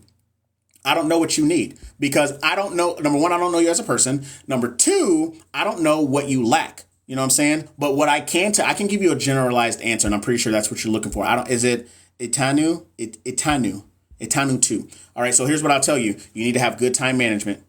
You need to have good time management. You need to have accountability. I hate people when they come over here and they say to me, well, I guess it was the reason. No, Sharon, there's no guessing. You're the fucking problem. And you need to we got to figure that out. And until you figure that out, you're going to stay exactly where you are. Right? I don't coddle. I have a very militant, I don't coddle. I have a very regimented thought process. However, I am not naive to how I communicate with people. Sharon needed to be talked to like that. You know what I'm saying? But you need accountability, time management. You need a good review, 7-day NCLEX review, and it's still growing as well. You need a good set of questions. You need to review rationales. You need questions. You need all that, right? Biggest thing is your mind. You guys need to realize is that taking the NCLEX is a rite of passage. It's not a game. Because when you get out here and you start taking care of people, you're going to realize that your license is not just about being a nurse. Right? Your license could be your very livelihood. And I'm not just talking about working at bedside. OK, I found that out. Praise you. Let them know. You know what I'm saying? Hello, Kevin. Is it I don't man, I'm going to butcher your name. I'm so sorry. How do I say your name? Yes, that is right there. That's what I'm trying to tell y'all. You know what I'm saying? So if you guys, like I said, if you guys are finding value in regards to this, make sure you guys smash that like button. Right? Give me all the love. Keep sharing it, too. I'll be on here for a while, probably for like another. We'll see. Today is Friday. Will it give me an email? Lynette, I need for you to check your spam and your junk mail. Okay, check your spam and your junk mail. No idea why it goes like that, but make sure you check your spam and your junk mail. And if it doesn't happen, send me a message, and I'll go into the account, and I'll resend it to make sure that everything is good. I'm a radiation therapy school right now, but the lymphatic system is interesting. I'll get it with time. Yeah, you will, Hale. Is your name Haley? I feel like I want to call you Haley, but I have a friend. Her name is Hales. Well, I call her Hales, and her name is Haley. So yeah, it takes time, right? A really good website or a really good YouTube to look at for any of the systems, Khan Academy. Khan Academy is a good one. I have to go do a care plan. So I'll see you next time. Thank you. McKenna, you're welcome. Hey, care plan. Hey, nurseslabs.com. They do really good care plans. Go over there and take that out. How did I know, Haley? How did I know that was your name? Right? She's studying with a friend now and wants to study with her friends. Okay, I got you. Yeah, so check the spam. Okay, check the spam in the junk drawer and the junk folder to see if it's in there, because that'll take you directly to the login. It'll take her to the login. The login page. Okay. What other questions do you guys have? I'm going to hang out here for a little bit. I think I talked a lot about me. Like I said, I've been doing, I guess I've been doing the teaching for 8 years, so I've been doing really well at my public speaking. So also something to put out there to you guys is I made an ebook, right? But the ebook is actually right now, it's only a part of if you decided that you wanted to buy the course. But on Monday, it's going to be available to everybody. Those links and everything will be in the link tree for anybody that wants to get it. And it's for $29, y'all. $29 is going to be up in there. And I also have the free link. You guys can check that out. Test taking strategies. All that good jazz. What other sources to help study? There are tons of other sources. Of course, you got YouTube, the 7-day NCLEX course, which is my baby, which is what I do, right? And of course, that link is in the bio. But then, of course, there's tons of other reviews out there. They have Simple Nursing, nursing.com, Remar, NCLEX High Yield. They have Hearst. They have Kaplan. They have Mark Klimek Review. They have, I think, NCLEX Bootcamp. They have all those other sources out there. But here's one thing I want you guys to realize. There's multiple products that are, on the umbrella, right? But certain products will really resonate with you, right? That's why some people are just like, I swear by this. I don't listen to somebody that tell me that they swear by something until I see it for myself. I'll just be completely honest with you. I had people swear by UWorld, and UWorld didn't help me at all. Oh, another one is UWorld. Another one is Archer, right? And so for me, I was just like, no, I'm not going to use UWorld anymore. It says being a nurse is extremely hard. I really have to be devoted. Stacy, you do. Stacy, are you a nurse? And if you are a nurse, what type of nurse are you? Are you an LPN or an RN? And what type of nurse are you? Like, what's your area of specialty? All right. Hey, if you guys are just joining, I did NCLEX questions, 30 of them, from nurseslabs.com. I do them every day. as well as I do them. I'll probably do them every other day. Maybe depends on how people feel about if I'm out here giving, doing God's work. You know what I'm saying? So make sure you guys share, follow, put the notifications on. I also start posting videos from my lives, doing NCLEX questions. Even if you feel that they're easy, answer them, participate in them. All right. I put them out there for y'all. OK, I graduate December 14th from LPN and I'm so nervous to take the NCLEX. Caitlin, are you new here? I scheduled my test December 20th. Gonna be a real good or bad Christmas. Hey, Lauren, I'm gonna tell you something right now. I use Remar. Shout out. Is it Christmas, baby? Yep. A lot of people like Remar, right? I looked at Remar. She wasn't it. The stuff that's there is good. It didn't work for me. I'm an esthetician in nursing school, just passing my. Okay, shout out to you, Essence. Shout out to you, Laura. I'm telling you right now, you better have a good Christmas regardless, because I'm gonna give you perspective. What's the worst thing that can happen to you? This is a broad question. What is the worst thing that could happen to you? Who said something about? Caitlin said something. Let me see. I use Remar. I said, I love your live. So helpful. Pass my NCLEX this week. Abby, yes. Everybody give Abby her flowers right now. Give Abby her flowers right now. Tell her you love her. Tell you congratulate her. Abby, welcome to the greatest shit show on earth. You already know my deal. You already know how I say that. Hey, if you could give anything, one piece of advice to anybody taking their NCLEX, especially those that are about to graduate, what would it be? I'm new here. Okay, Caitlin. So here's the thing I'm going to tell you, since you're new here, is if you're scared, go to church. That's all. Or if you're scared, do it scared. Right? Because no matter what you do, that test is coming. So your best thing is to prepare for it. It's just like if you go out there, you want to be as prepared as possible, right?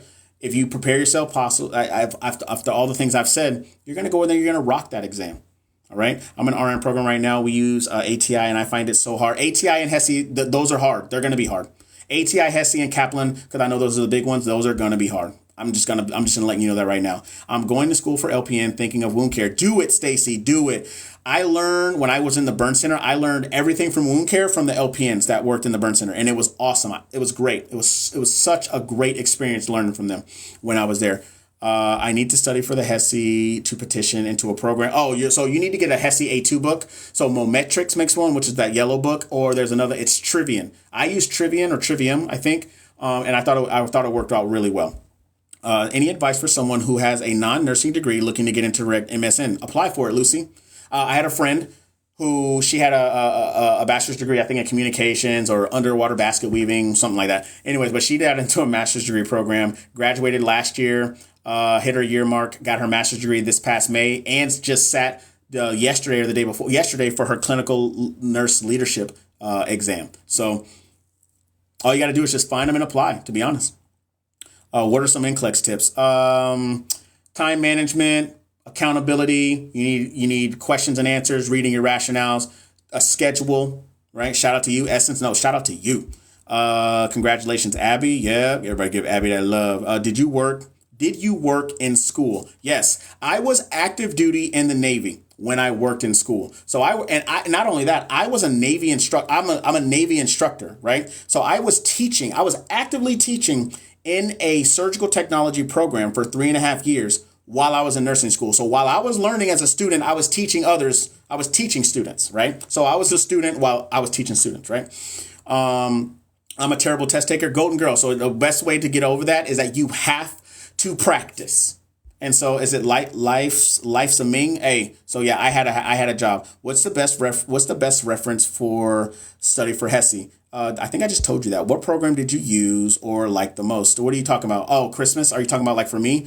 I used Kaplan, right? And I used Kaplan and I used Mark Clement. And actually, those two, as a matter of fact, all the NCLEX reviews, those are the ones that literally gave me the motivation to be like, man, I can create something just like this. And I love it because I am present and you guys can see me, right? And plus, I put a lot of work into those, right? What are some good study guides? You got, what's that? That Saunders book, the 7-day NCLEX course. You get it for a lifetime. You can check those out. But for Hesse, the Saunders book or Elsevier, whatever they call it, right? Abby says, thank you all. Find the topic you struggle with and learn them better. Yep. So Abby, what was the one that you had the most difficulty with? For me, pharmacology, maternity, hands down, right? Graduated LPN in June. I graduate from LPN in June. So next year. Okay. So about 6 months from now. More nervous for my exit Hesse than the NCLEX. Hey, the exit Hesse is a monster. It's a monster. Lucy said, wow, yeah, that's if you're referring to my job. Yeah. LPNs are the bomb. They got some mad skills. Yes, they are. That's why I hate it when people come out there and they're like, LPNs aren't nurses, or even people that are ignorant. They'll be like, oh, I'm the nurse, or like patients would be like, you're not the real nurse. Motherfucker, they are a nurse regardless. Yes, Golden Girl, practice. Hannah and Christine, thank you for the follow. Is it McGrath? I think you're welcome. No problem. Lynette, hey, Kevin. She never received the download. Don't want to bother you while you're live. Hey, Lynette, seriously, message me on and it could take a while. It could take a little bit for it to get there, but I will double check and I will see, because I want you to message me so I can see what the email is and all the other good jazz, so I can make sure it gets to the right email. Okay. Best advice for Hesse exam, the Saunders book. The Saunders book, because that Saunders or Elsevier or whatever the stuff that they give you, that honestly, that is the best way. Also, and look at YouTube channels. There are YouTube channels that specifically hone in on Hesse exit exams. All right. I don't know exactly which one, but a simple Hesse exam review in YouTube will do you wonders. Okay. I am about to take my entrance exam to get into our RN program. Shout out to you, Michelle. Maternity fluids and electrolytes. Okay. Candy. Okay, Candy. Oh, so your name is Candy. I got you. You taste just like candy. All right, I'm done. No more of that. I just embarrassed myself. Hey, so I just caught up on that. She said, thank you so much. I appreciate you guys being here. Hey, if you guys are finding value, smash that like button, okay? Also, if you guys are looking for an NCLEX course for a lifetime, and I mean your life and your descendants, so essentially it's like for an eternity, check out the 7-day NCLEX course. That link is in my bio. Once you click the bio, you'll see it right there, right at the top. Go there, check it out. It's for $97, y'all, and you get it for a lifetime. And you get all the updates. You get access to the Facebook page, as well as it's for RNs and LPNs, okay? It says, does the NCLEX give partial credit for SATA and NextGen? Yes. So here's the thing. Let me educate you on that a little bit, because your wording is just so. Select all that apply are questions. The NextGen is the overall update to the NCLEX exam. Okay, so select all that apply questions, and it's not just select all that apply questions that have partial credit. Okay, there are other ones like the anticipated versus not anticipated. Oh my God, interpret versus not interpret. So those other ones that do that as well. The select all that apply questions are partial credit, and the NextGen, like I said, is the overall change, right? The umbrella of it. 60 to 70% of your exam is still going to be select all that apply and multiple choice. Those are not going nowhere. They are there. Trust and believe. Now, the way that they're the other 30 to 40%, the way that they are delivered, it is via case study, right? They give you all the information. Okay, they give you all the information that you need. Then the type of question. So do you like the bow tie or the anticipated versus not anticipated? Select all that apply. Extended multiple choice. Okay. What else is that? You still got dosage calculations that are in there, right? As a matter of fact, I can show you, Lauren, if you just got here, I can show you exactly what it looks like. Okay. What's your course success rate? Is it Zara? Oh, I'm going to fuck your name up. Your last name. I'm just going to call you Z. So the one thing I'm going to tell you, my course is brand new. I started it in June. I have over 250 students inside of my course right now. And so I'm working out right now, getting the hardest thing after people take their exam, they don't do testimony. So I can't really gauge it. Right. However, I've gotten 20 separate messages, and people are in different stages in their nursing career. Either they get it in school or so on and so forth, that haven't taken it. But I've gotten 20, including 2 people that came into the live today that told me that they passed their NCLEX using my course, right? So using the course, and of course using other things, but using my course for the content, right? And for the fact that they get it forever and all that other good jazz, right? So, and of course, one thing I will say is that the coaching is the direct reflection of the course. Or should I say my course is a direct reflection from the coaching. That's how I tailored it, okay? So the pass rate, I can't give you a direct answer. I can't give you a direct answer because I'm still figuring out that system to give you that. But based off of the testimonies that I've gotten, 20, after 20 people passing, over 20, and I launched it at the end of June, I say those are pretty good odds. I'm 37 years old. That's cool. I'm 36. I only have a GED. Is it crazy to consider becoming an RN? No, it's not. Vaughn, K Vaughn, hey Kev. I'm taking my RN HESI final for farm fundamentals and HA soon.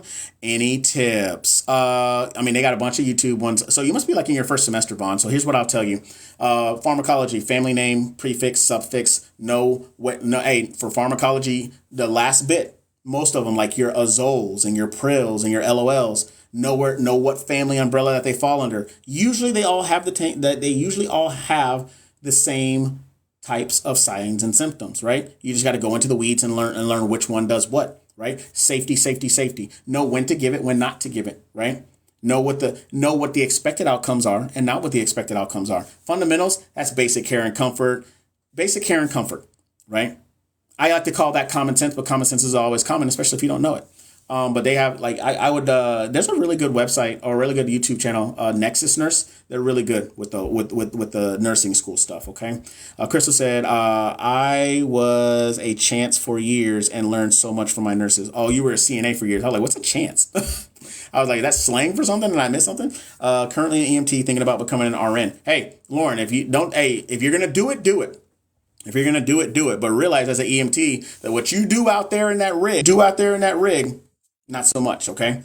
Not so much. What the hell just happened here? I thought somebody just jumped into what just happened here? Who is Maria Q? Hey, I don't know who you are. I don't know what just happened here. I don't know what just, hold on.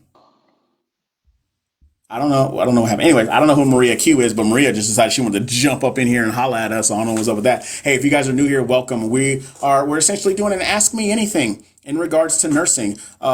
Is doing traditional nursing good? What do you mean? Diary with God. Like, give me a little bit more context in your question. Give me a little bit more context in your question. It looks like Diamond 17. I appreciate the follow. I've been at EMT for 70 years. I'm in RN school right now. Do it. Hey, so here's the great thing about nursing. Hey, once you get that degree, and then you get to sit there and once you get the license, when I tell you, it's like the floodgates open up of all the things that you can do. And I don't mean just working bedside. Just because you are an LPN, just because you're an RN does not mean you have to work bedside. It does not mean that somebody's going to make you feel bad about not staying bedside. You know what I'm saying? If you decide that you want to go do aesthetic nursing like somebody else set up in here, hey, go get your time and go do your thing. Go do your, if they want you to get 1 year of experience, go get your 1 year of experience and then go get your aesthetic nursing, right? You want to do research? Cool. You want to do forensics? Cool. You want to be an MP? Cool. You got to find those routes for you guys to get there. But then you can do the non-traditional things too. You know what I'm saying? You can go work for a pharmaceutical company. You can go be a sales rep for a medical devices company, right? You can be an educational person for, educational throughout the hospital. Like you can be a diabetes educator, a lactation specialist, work in labor and delivery and teach moms how to help babies latch on during breastfeeding. Labor and delivery is not my speed, but it may be your speed. You know what I mean? When is the best time to wear TED stockings? All the time when you're at work. If you're talking about the compression stockings, yeah, all the time while you're at work. Trust me, that first time you're going to be at work, you're going to be like, damn, why do my legs hurt? I'm trying to tell you. Hello, new grad med search telenurse here. Any tips with documentation? I'm struggling with the details. Catherine, how long have you been on med search? I'm trying to get into nursing, but they said traditional nursing or accelerated nursing, which is good. Okay, so I thank you for giving me clarification because I thought you were talking about something different.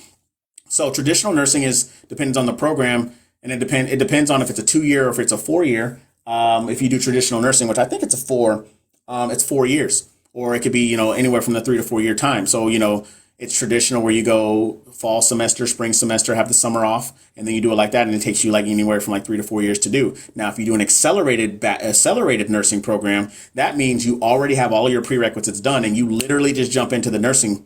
And I've seen accelerated nursing programs like Texas Tech, 12 months of nursing. And when I tell 12 months of nursing school, when I tell you that is fast, Lord have mercy, that is fast, right? I did an accelerated BSN program, 18 months. And I know another one, University of Texas in Arlington. They have a 15-month accelerated BSN program, right? I think what's another one? I think Western Governors University, as well as Capella is another one. They have a bunch of them that are out there. They have a bunch of them that are out there for sure.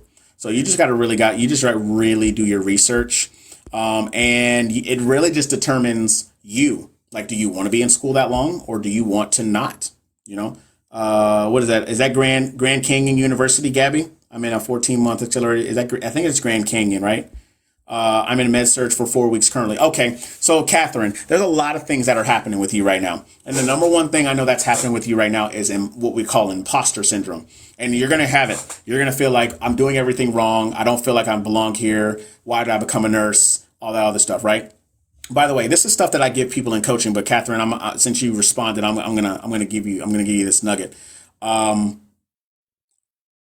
Find somebody when it comes to documentation, and it's not just documentation, it's time management. You have to find somebody that you can emulate. Find a preceptor that you can emulate. Georgian court, damn, I was wrong. But find somebody that you can emulate, specifically a preceptor, right? Like, you can find documentation sheets that are on the internet, or you can create one for yourself. And you really have to prioritize. So I'll give you an example. Let's say you have 4 patients. Just like management of care, who do I go see first, right? Who requires my attention? Okay. And then you learn little tricks of the trade. Listen, you only been there for 4 weeks. Okay. And it will get better. It will get better. But you got to keep showing up every day. Be a sponge, but emulate how other people do their documentation. If they have their own documentation sheet on that floor, memorize it. Right? Memorize it and see how it goes, right? When I was ICU, I had one where we went through system by system, unless I had the patient like multiple times throughout the week, system by system by system, right? And I was just like, hey, cardiac, he's on Levo at whatever. He's on Neo at whatever. He's on Propofol at whatever. He has a central line. I changed the dressing today. It is labeled. It's good to go. Respiratory. I suctioned him out 4 or 5 times. Checked him. Auscultating. He does have some crackling going on. So I gave him some furosemide or some whatever. That's how you have to do it. But it comes with time.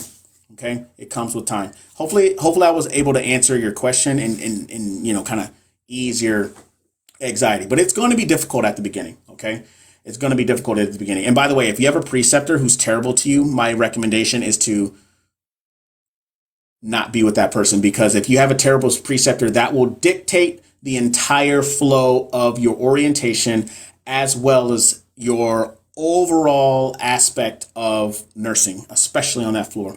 I'm in an accelerated RN program now. Classes are 6 weeks. It's rough. I bet, Cindy, it is rough. New Jersey. Okay, Cindy said, wow, that's tough. Thank you. You're welcome. Hey, Catherine, you're welcome. Catherine, where are you from? Where are you from? Let me look at you. Where are you from? Okay. Catherine, what? I feel like I'm about to judge you, but I feel like you came in here before and you said that you're from the Philippines. Are you from the Philippines? Ma'am, are you? Hey, if you guys are finding value, make sure you guys smash that like button, okay? Also, what other questions do you guys have? 6 weeks. 6 weeks is wild. It is definitely wild. And you must be taking like one class at a time. I feel like it says, yes, I'm from the Philippines, but I'm currently in California right now. Yeah, I thought I've seen you in here before, and I thought you said that. Okay. But you'll be fine. You'll be fine. You just have to take it one day at a time. I'm breathing for you. Take it one day at a time. All right. Josh King, it says, Kev, would you report positive neural changes to the doc or only decline? It depends on whatever the neural checks are. You got to give me more context than that, right? If I have a positive neural check in regards to, their swallowing, yeah, I'm going to be like, hey, doc, so he was not like this, an hour ago, and this is how he is, So, if you have a deterioration or whatever's going on with your patient, yeah, you got to let the doc know, because if you don't, guess what? That's that ass, not mine. That's that ass. You get what I'm saying? 2 at a time in med surg and psych. Okay, tracking. Hey, when I was in school in the accelerated BSN program, my first semester we took 3. During the summer it was 2. During the fall it was 3. During the spring it was 3. And then during the summer before I graduated, it was I think it was 2. It was 2. I need that talk too. Thanks, Kev. Pinky, what kind of talk you need? What we talking about? Mars, thank you for the follow. Hey, if you guys are finding value, make sure you guys smash that like button. Hey, and of course, if you guys are here hanging out, hey, I have an NCLEX course, y'all. I have an NCLEX course. It's for $97. $97. I record all the content. I edit it. I edit most of it. There's other people that do some other editings that put the little check marks in there because I allocate to other stuff. But I have an NCLEX course, y'all. And then over the course of 7 days, it's a self-paced one, by the way. Let me put that out there. It's a self-paced one. But I do it over 7 days is because anybody that's in here that is a nurse, or if you're going to be a nurse, they're going to offer you 3-day like cram sessions with like Hearst, Kaplan, whatever, right? I am not that type of person where you can put me in a room and it's just all this data being flowed in. I'm going to get a headache. It's massive overload. But what I'm asking you is to give me, 1, 2, 3 hours out of the day for us to hone in on one section. You know what I'm saying? So first section, of course, when the 7-day review is up there because it's still in production, it's the management of care. And then we're going to go to farm. And then we're going to go to physiological adaptation. Does that make sense? Do y'all understand? Are y'all picking up what I'm putting down? Y'all stop playing games with me and hit that like button. You know what I'm saying? That's why I do it. And then I have a new generation NCLEX where I just do 100 random fucking new generation NCLEX to include case studies. Oh, by the way, when the 7-day review is there, there's going to be case study questions in there as well. So you're going to get a 7-day review that you can do self-paced, and then you're going to get an NGN review with 100 questions. Like, come on. Pinky says, take it one step at a time. I'm in nursing school now, my first semester, and sometimes I doubt myself. Hey, Pinky, so you are in what we like to call the humble that ass stage, because that's exactly what nursing school, the first semester, will do. It will humble you. It will get you on track for time management. You name it, right? My recommendation to you, Pinky, is number one, you got to push. Don't come to me with excuses. Don't come to me with nothing. I mean, you can come to me with something, but like buying my course, but you can come to me with your concerns of, man, I'm having a day, and I'm like, I got you. I understand that. Right. But the one thing we don't do is we don't quit and we don't give up. Right. If it was easy, everybody would do it. Remember, NCLEX, becoming a nurse is a journey. It is a journey. It is not just something you can just pull out of the damn air and get a certificate on Google. You know what I mean? You can't just do that. You got to put in the work. You got to do the prereqs. You got to study for the entrance exam. Get in. Then you got to get through the endurance, have the endurance to get through school. Then you got to study for the exam. Then you conquer. You don't pass the exam. You conquer it. You want to know why? Think about medieval times. Think about a Game of Thrones style. Before the Red Wedding. RIP, right? They go from place to place, conquering and taking, right? NCLEX is a journey. It's a journey to conquering. Becoming a nurse is a journey to conquering. And that's how you have to think of it. Okay. It's a mindset thing. Everything about nursing is a mindset thing. You got to first say to yourself, I want to be a nurse. And then you're just like, oh shit, it's cool, until you got to fucking put that work in. Oh, I got to take this class. Oh, I don't like math. I'm gonna give you all an example. Somebody came into my DMs yesterday and said, Kevin, Kevin, it's always been my dream to be a nurse, but I'm afraid. And I was like, well, I guess it's always going to be a dream then. And she did not expect me to say that. Period. Don't come in here and don't do that. Right. So I'm going to tell you, how about you make your dream a reality and stop telling me what you wish that you're going to do and what you're dreaming to do, and put in the work to make it happen. And then she was just like, well, I'm afraid what other people think about me. I was just like, then you're in the wrong, you in the wrong profession. Right. And then I asked her this question. Crystal said, I start next month. It says, hey, I missed your invite. What you mean, Melissa? What you mean? Hey, so I asked her, I was just like, do you have kids? And she's like, yeah. And I was like, how old are they? She told me one's like 12. And I was like, all right, cool. So what if your kid came to you and she's like, Mom, I'm not doing well in school. I just want to give up. What are you going to say to him? Yeah, baby, it's fine. No, you're going to encourage the fuck out of them. So here's my thing.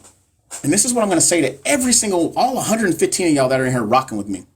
Why is it that you can give all this fucking advice and all this encouragement to other people, but you won't give it to the most important fucking person in the entire scenario, which is you? Why? Why won't you do that? And that's what I told her. I was like, you can give all the support in the world to them, but you can't give the support to the person that's the most important, which is you, to support them. The stronger you support yourself, you'll give them immense support. Make that make sense. You know what I'm saying? What if you're really bad at taking tests? Then Matthew, you better start practicing. That's all I'm going to say. The only way you get better at something is to practice.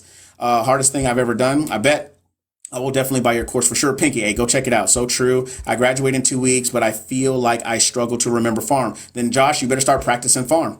Hey, I got 18 videos. I have 18 videos inside my course, y'all. 18 videos.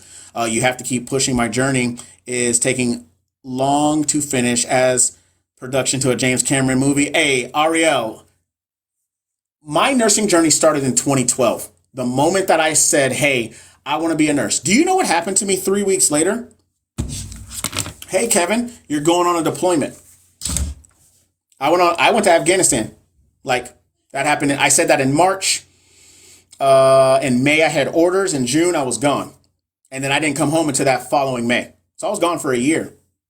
So my nursing journey started in 2012. And I got my nursing license in 2020. That was 8 years. 8.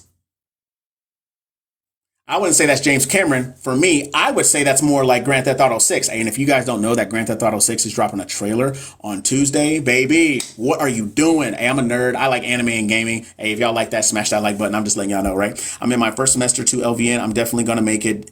I'm definitely going to make it one day at a time. Man, yes, that's exactly what's going to happen. So true. I want to be a nurse so bad, and I will become one, so I will work for it. That's right, Sue. You sure will. You're inspiring, Sue. I appreciate you. Hey, if you guys are finding value, make sure you guys share, you guys follow, and make sure you guys like, okay? That is the trifecta that TikTok wants. That's what I need. And then, of course, hey, if you're interested, I do coaching. We do, and I do NCLEX coaching, and it's not just for NCLEX, y'all. It's a mindset thing. It's a mindset thing. All right. Make sure you guys go over there and check that out. 7-day NCLEX course. That link is also in my bio. I'm trying to catch up on you guys' stuff. I just received a multiple guest invite from you. Wait, how? I don't know how. Oh, probably because a lot of people were sharing it with you, Melissa. That's probably why. When things get tough, it means it's time to level up. Facts. Catherine says, you're so right. Facts. Kari. Oh, Kari, I ain't seen you in a minute. Thanks you so much. It says, thanks to you so much. I made an 80 on my farm test today. Shout out to you. Now I got to tackle the HESI. Yes, ma'am. Go handle it. Hey, Kari, go handle it. Hey, Kari, I see you here all the time. So I know you out there putting in that work. All right. I started in 2013 and I'm graduating on Thursday. Ariel, look at that. Look at that. You want to know what's crazy is that the destination is the same for everybody. You want to know what the destination is? It's being a nurse. It doesn't matter what nurse it is. It's being a nurse. But you want to know what's crazy? That the journey for everybody is different and it's fucking wild. It's wild. It took me 8 years to become a nurse. 8. It took me 8 years. And then it took me 11 years to get here.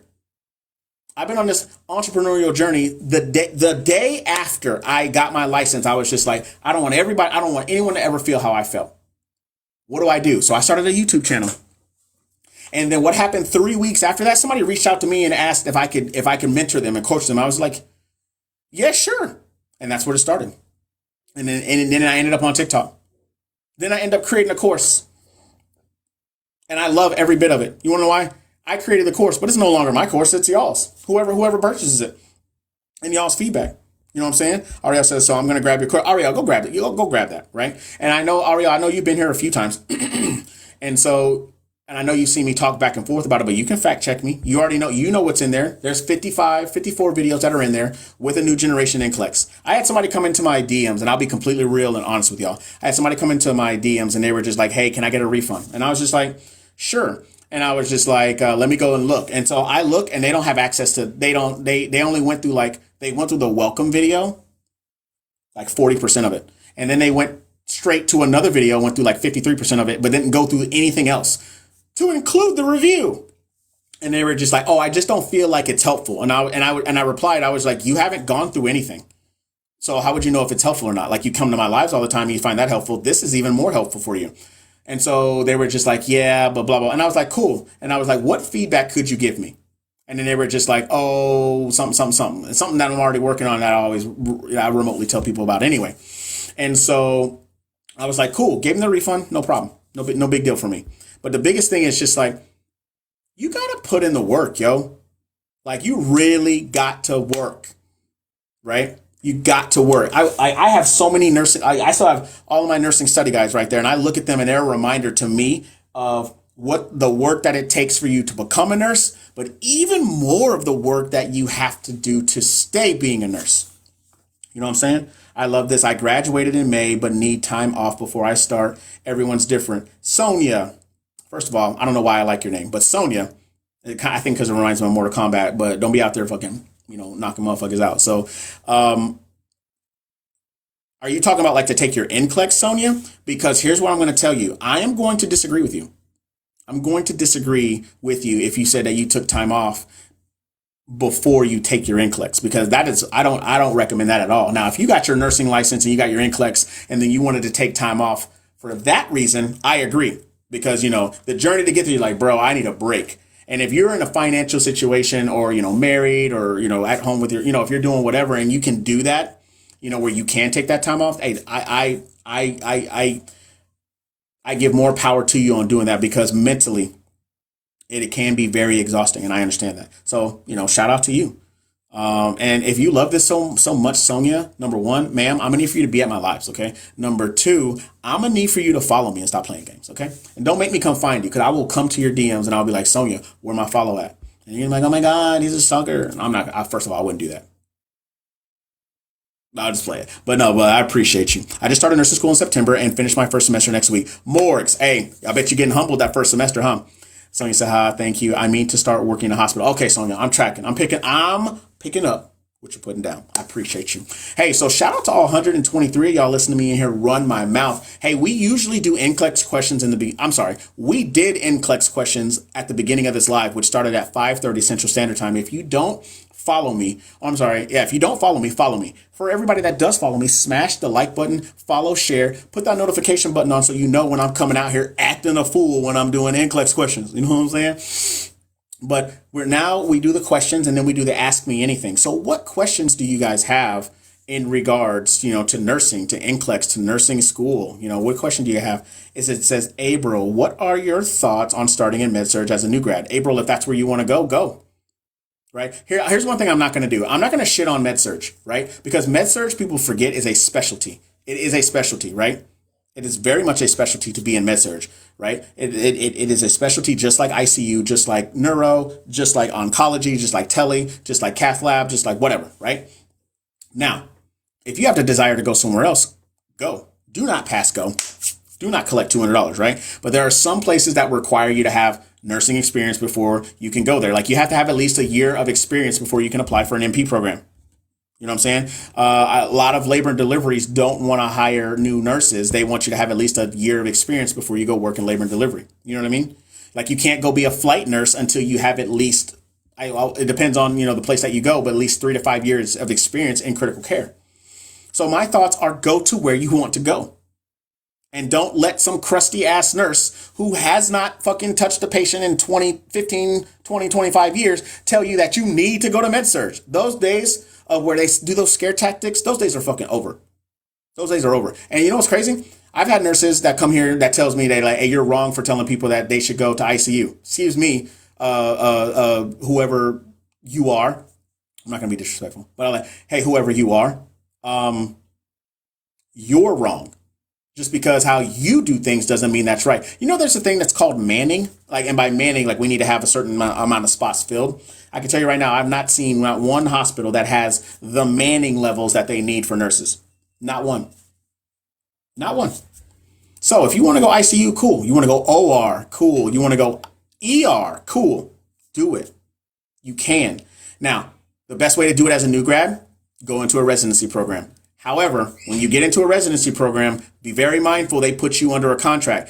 HCA was really notorious for this. They put you under a contract. And then if you tried to get out of your contract, or if you just said, fuck it, I quit, they would literally, and I mean literally, try to send you a fucking bill saying, hey, we gave you $10,000 worth of fucking education and you owe it to us. Yo, you got the fucking nerve. And look, try Jesus, but not me. You know what I'm saying? Cindy says, thank you for what you do. Love all your advice. You keep it real. The thing about, hey, Cindy, first of all, I appreciate you. I said, first of all. Second of all, I gained nothing from lying to you. Third, I wish somebody would have been this honest with me. about what nursing was really and truly about. Yes, that's very true about HCA. So here's Catherine. So here's the thing about HCA. If I remember right, there was a big news article that came out about it, and HCA stopped doing that because it's like, how are you going to tell me? How are you going to tell me what $10,000 worth of education looks like? Let me tell you something right now. I've seen some fucking piss poor residency programs and orientations where they're just like, hey, we need you on the floor, so we're going to cut your orientation a month short. Excuse me, baking powder? Bro, what you mean? I need help. I don't know where and how to start prepping. I have NCLEX February the second week. Please help. Hey, so the twos. Here's what I'm going to tell you. My link in my bio, click on it. You'll see where it says, it'll say NCLEX one-on-one tutoring or coaching, one of the two. I can't remember. I mean, they're the same thing. Click that link. It'll take you to a page. Put your name, your email, hit enter, and then you'll get all the information that you need for coaching. All of it. Okay, so go over there and check that out. Catherine said, you mentioned earlier about Capella or any thoughts about the program? I mean, it's all online. I personally have never been to Capella. I've looked mostly into Western Governors University, but there's other people that have come into the chat that recommend Capella, and they like it because it's more convenient. Now, what I like about Western Governors University is that it's different for you, you're doing an RN BSN. If you're going to do the RN BSN program, Catherine, it'll be a little bit different for you versus if you were trying to be an LPN to bridge, or if you were going in to the ADN or the ADN RN program that these places have. I like it like I'm doing the master's degree program for education. Once you get into the program, the whole program is open. But there are certain classes that you have to take before, at least in my program, right? But the whole program opens and you only pay it twice a year. So I literally, if I was so motivated to do it, I could do my entire master's degree program in 6 months and only pay like $6,000. You know what I mean? So this is why I tell people you guys got to research. I have a nurse practitioner friend of mine. She was actually one of my good mentors and taught me a lot when her and I worked nights in the ICU. Well, she still works nights in the ICU. But my homie Jana, she's probably not here, but she knows what's up.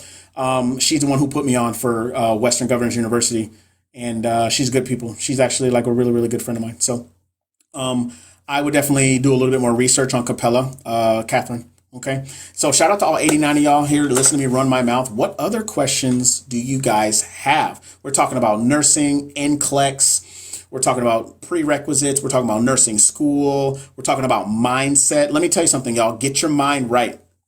Get your mind right. You are going to go to a floor and you're going to hear so many people that are just going to be like, oh, you need to do this, you need to do that. Bro, your nursing license is so... it holds its weight in gold that you guys don't realize, right? It holds its weight in gold.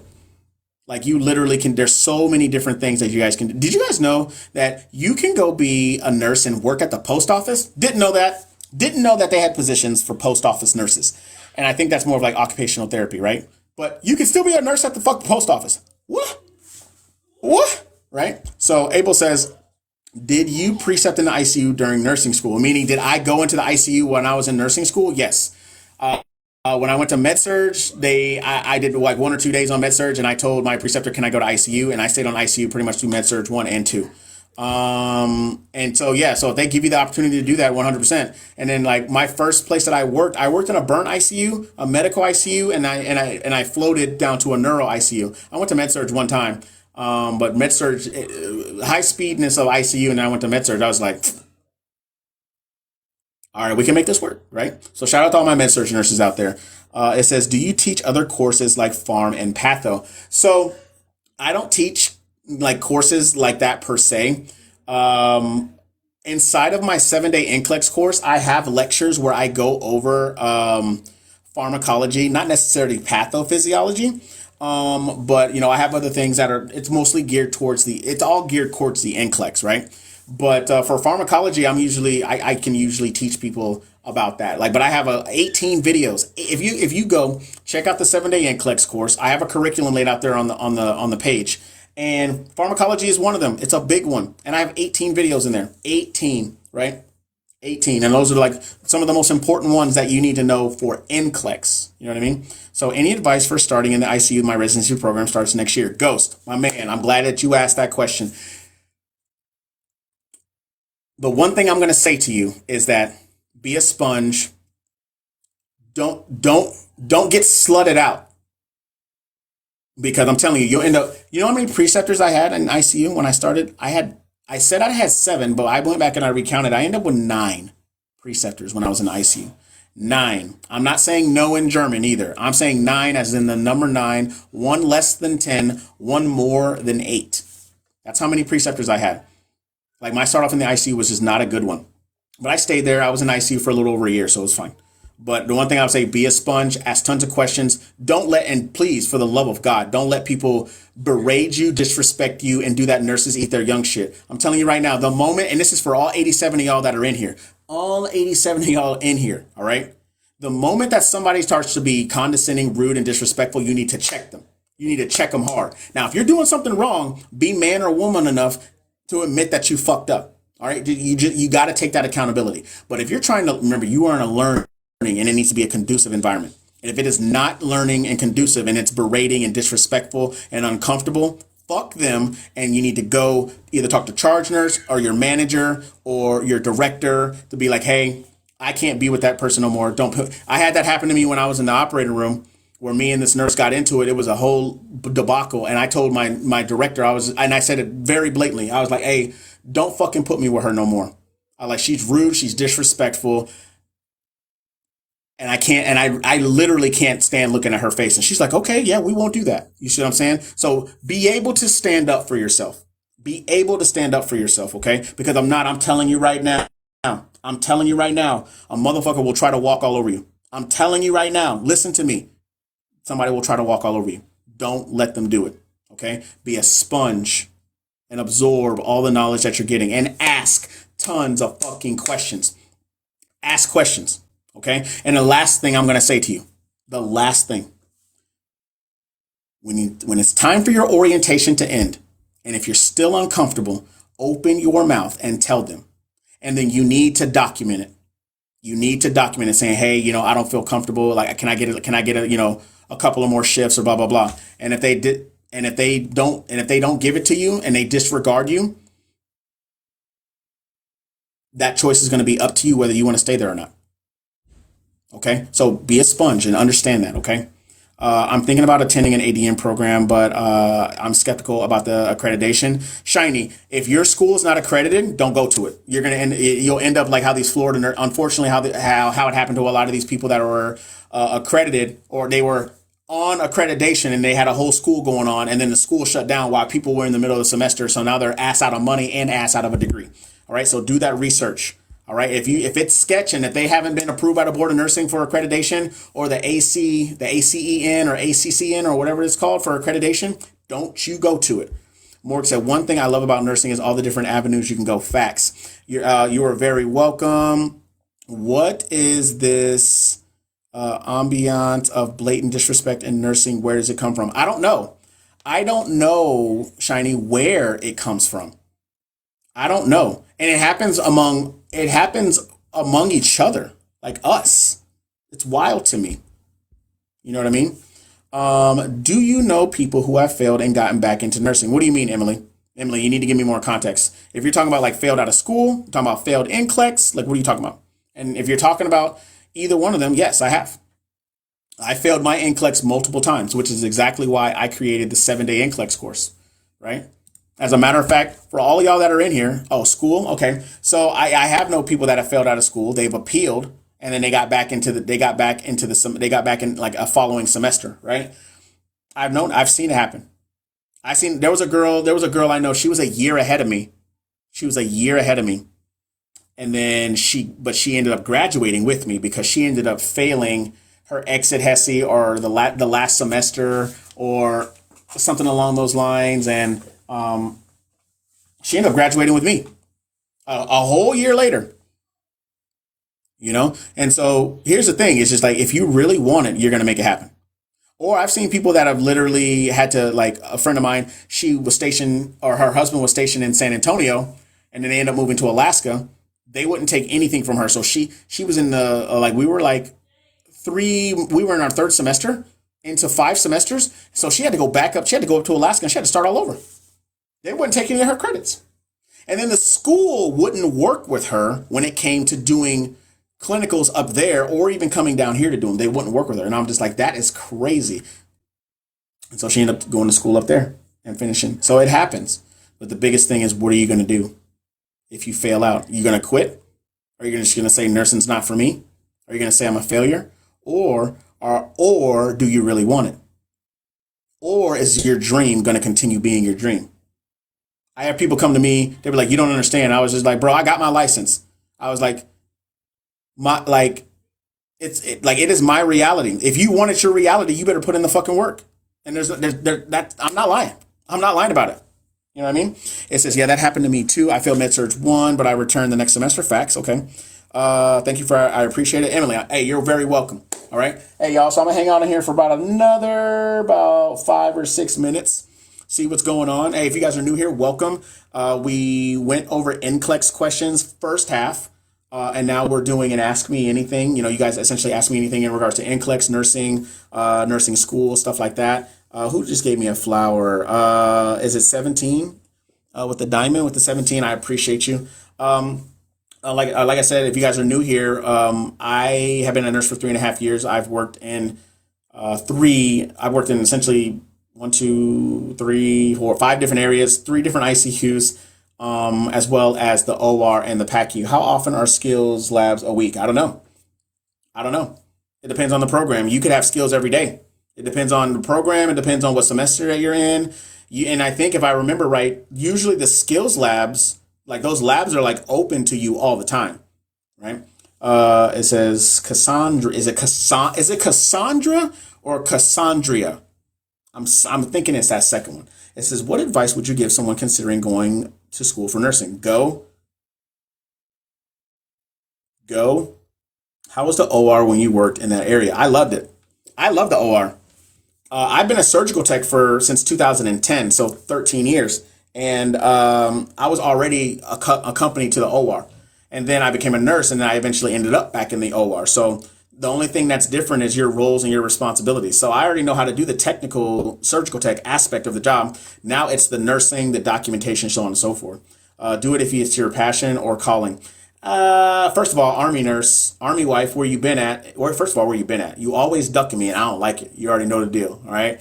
But it's been a minute. I'm glad that you're here. And the second thing I say is, I heard somebody say that nursing, like they always say, is nursing is my calling. And a lot of people feel like that's gaslighting. You know, saying like, oh, is it a calling? But like, is it a calling or is it a job? You know, it's a professional level job, but is it really a calling or is it a job? You know, you make the choice on what you think that is. What advice would you give somebody starting on the med-surg floor? Be a sponge, time management. You're going to have imposter syndrome. You will have it. Everyone has it. Your first 6 months to a year is just nothing but learning, being a sponge, and having imposter syndrome. All right. But be a sponge, have a good preceptor, stand up for yourself, be verbal about anything. Don't let people disrespect you. Okay. The thing about nursing is that shit starts to get real clingy, like Mean Girl style. I'm not talking about the new one that's coming out either. I mean the old one, Lindsay Lohan style. You know what I mean? Is people start to click up and they start to be weird. And it might be just a woman thing. Because nursing is 89% women, 89% of all that estrogen everywhere. You know what I'm saying? So be aware of that. All right. Be aware of that. Also realize that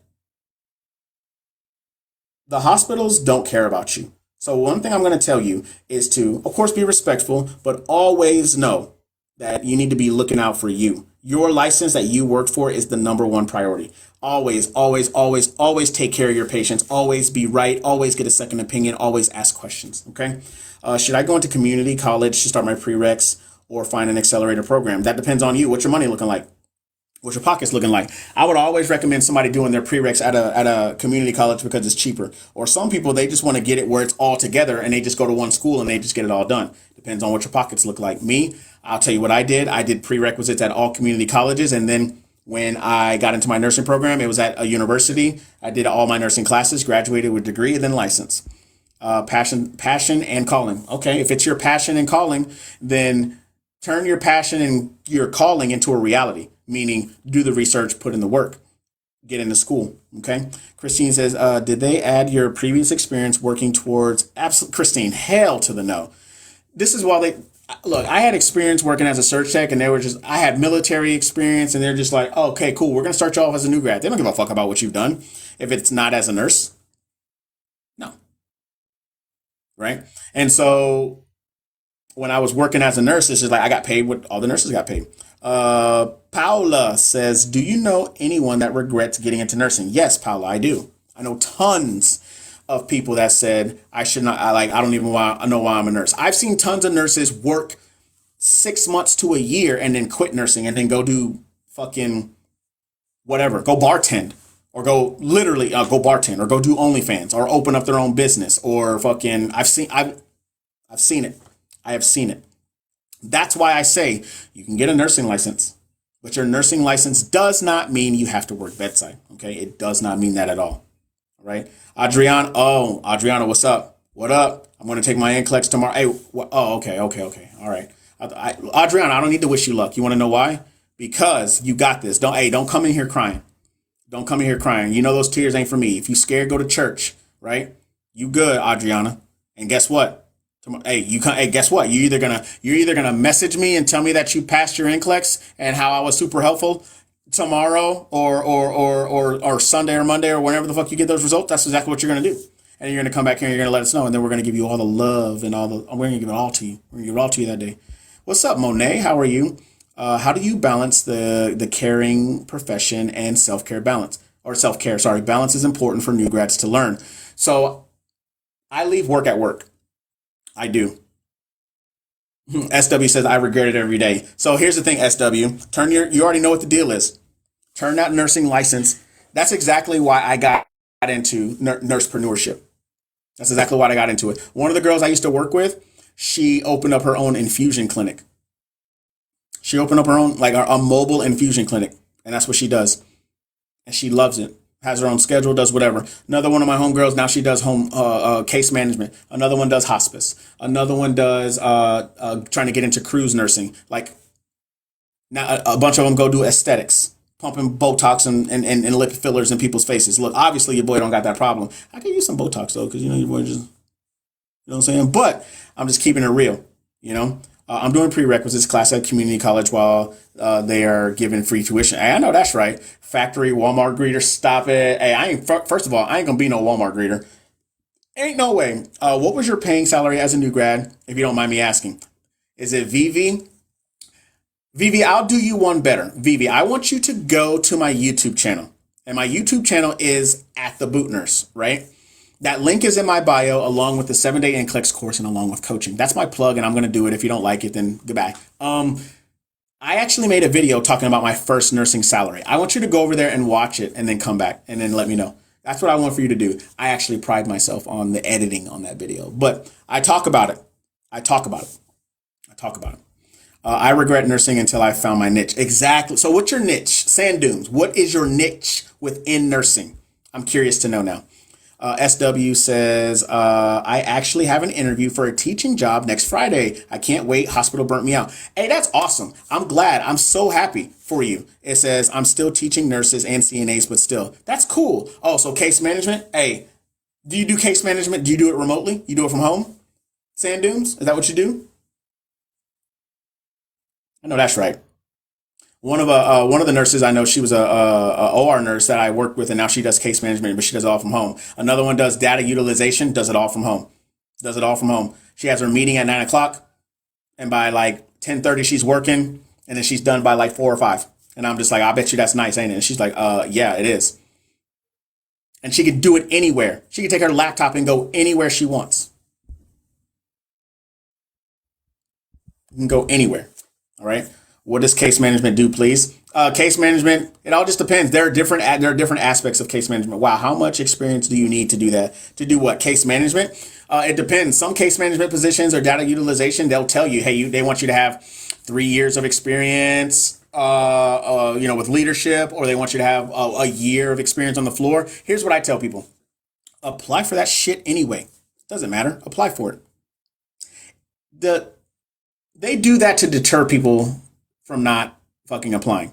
But they also do it because when you apply, artificial intelligence weeds its way into your freaking into your application.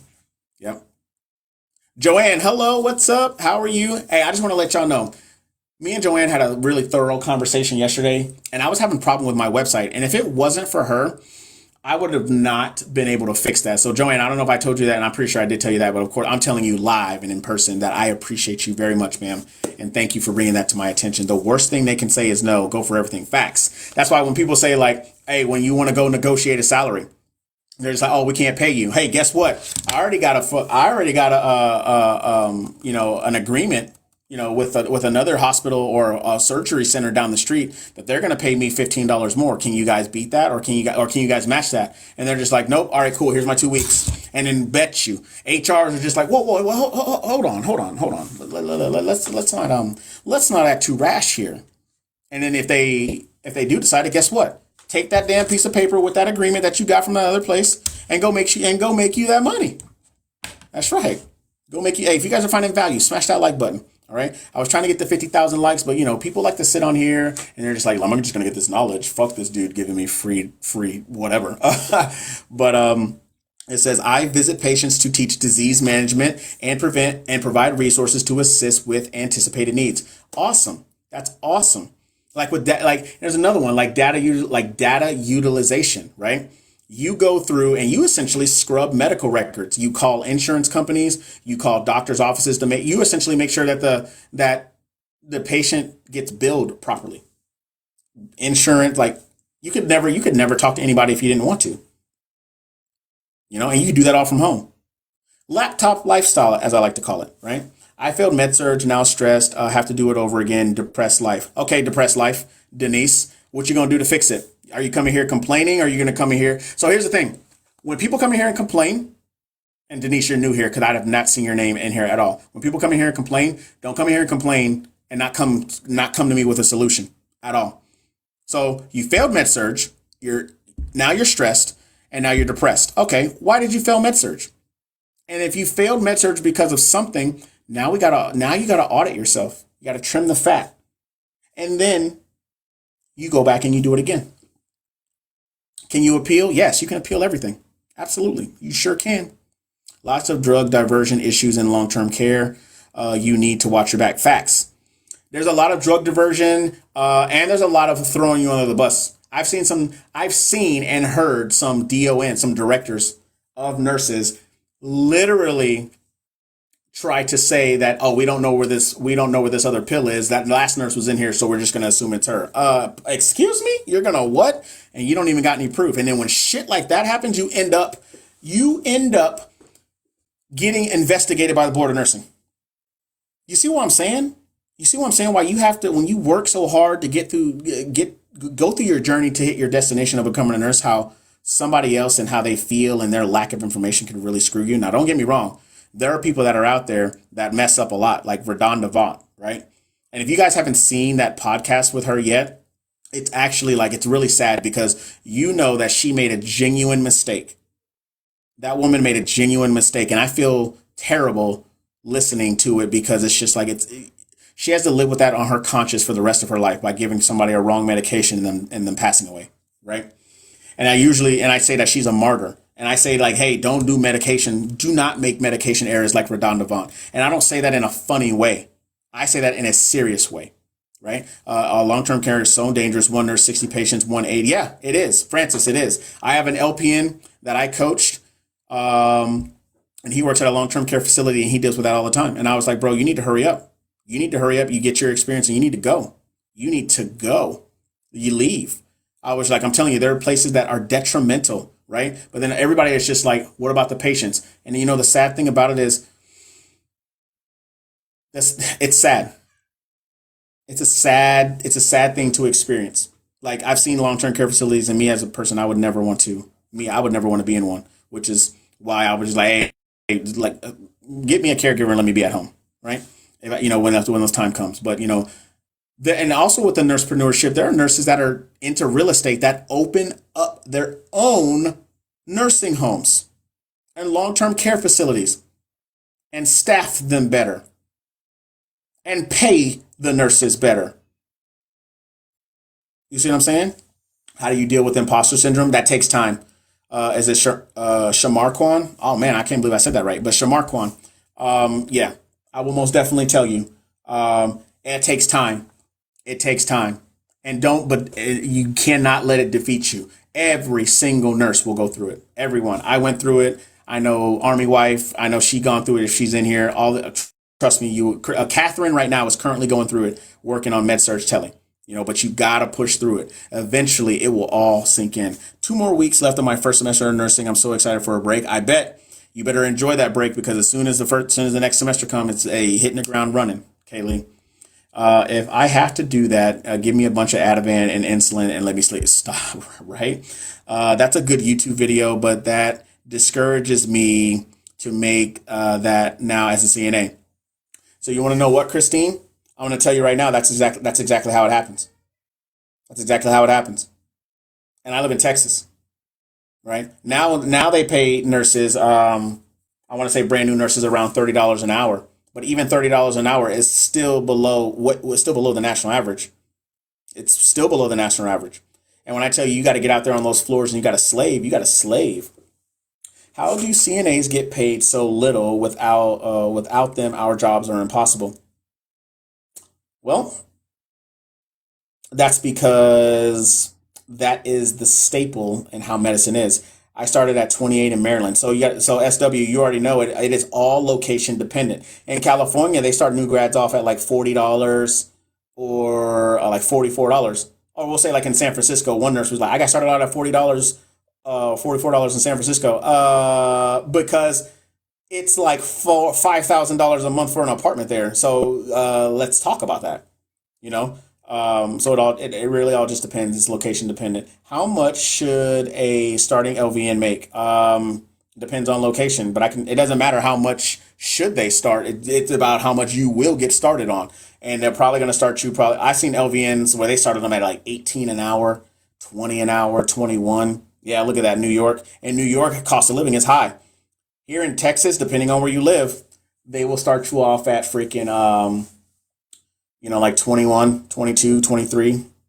Sometimes it depends. I've seen them start LVNs off at $17, $18 an hour. Ain't that some shit? You went through a whole school, right? In Texas, it's usually 21, right? Maryland, it was 22. And so since some of y'all already saw the video, I started off making as a nurse with a bachelor's degree. I started off making 25. As a psych facility, I was offered 24. Yep. It says 20 years ago as an LPN, I made $15 an hour with hospice in Ohio. That's wild. That's still wild to me. It's just like we go through even LPNs, RNs. Y'all, we all go through we go through some hard programs, and then you get the shitty end of the stick right when you get out, right? But then you know what happens after a year when you renegotiate? That's when you start seeing the pay increase. So right now, one of the guys I coach, he was just like, "Hey, I'm going in for this job interview. How much should I ask?" And I was like, "Ask for the max." I'm like, what's the worst they can tell you? Tell you no, right? So he went in there and he was just like, I want $40 an hour. Flat out. He said, I want $40 an hour. And then they were just like, well, we can't do I can see what we could do. And then they came back with 38. They came back with 38, bro. Are you kidding me? And at that point, when I was just like, hey, bro, I just want to let you know you officially make more money than me. And you're an LPN. So 4 years ago, as an LPN, 25, just got my RN at 33. I am moving jobs because my area is starting at 38. And so this is why you see people that left that went to go be travel nurses. This is exactly why you see people that left that went to go be travel nurses, or they just got out of bedside completely and they went to insurance companies where they started paying them $30,000 more for less of the work and the headache and the scared aspect of, somebody playing with your license. You know what I mean? So it says making 21 an hour with 60 patient assignment should be illegal. It actually is illegal. It actually is illegal. However, do you know that in California is the only one they have legally documented legislation where it talks about patient-nurse ratios.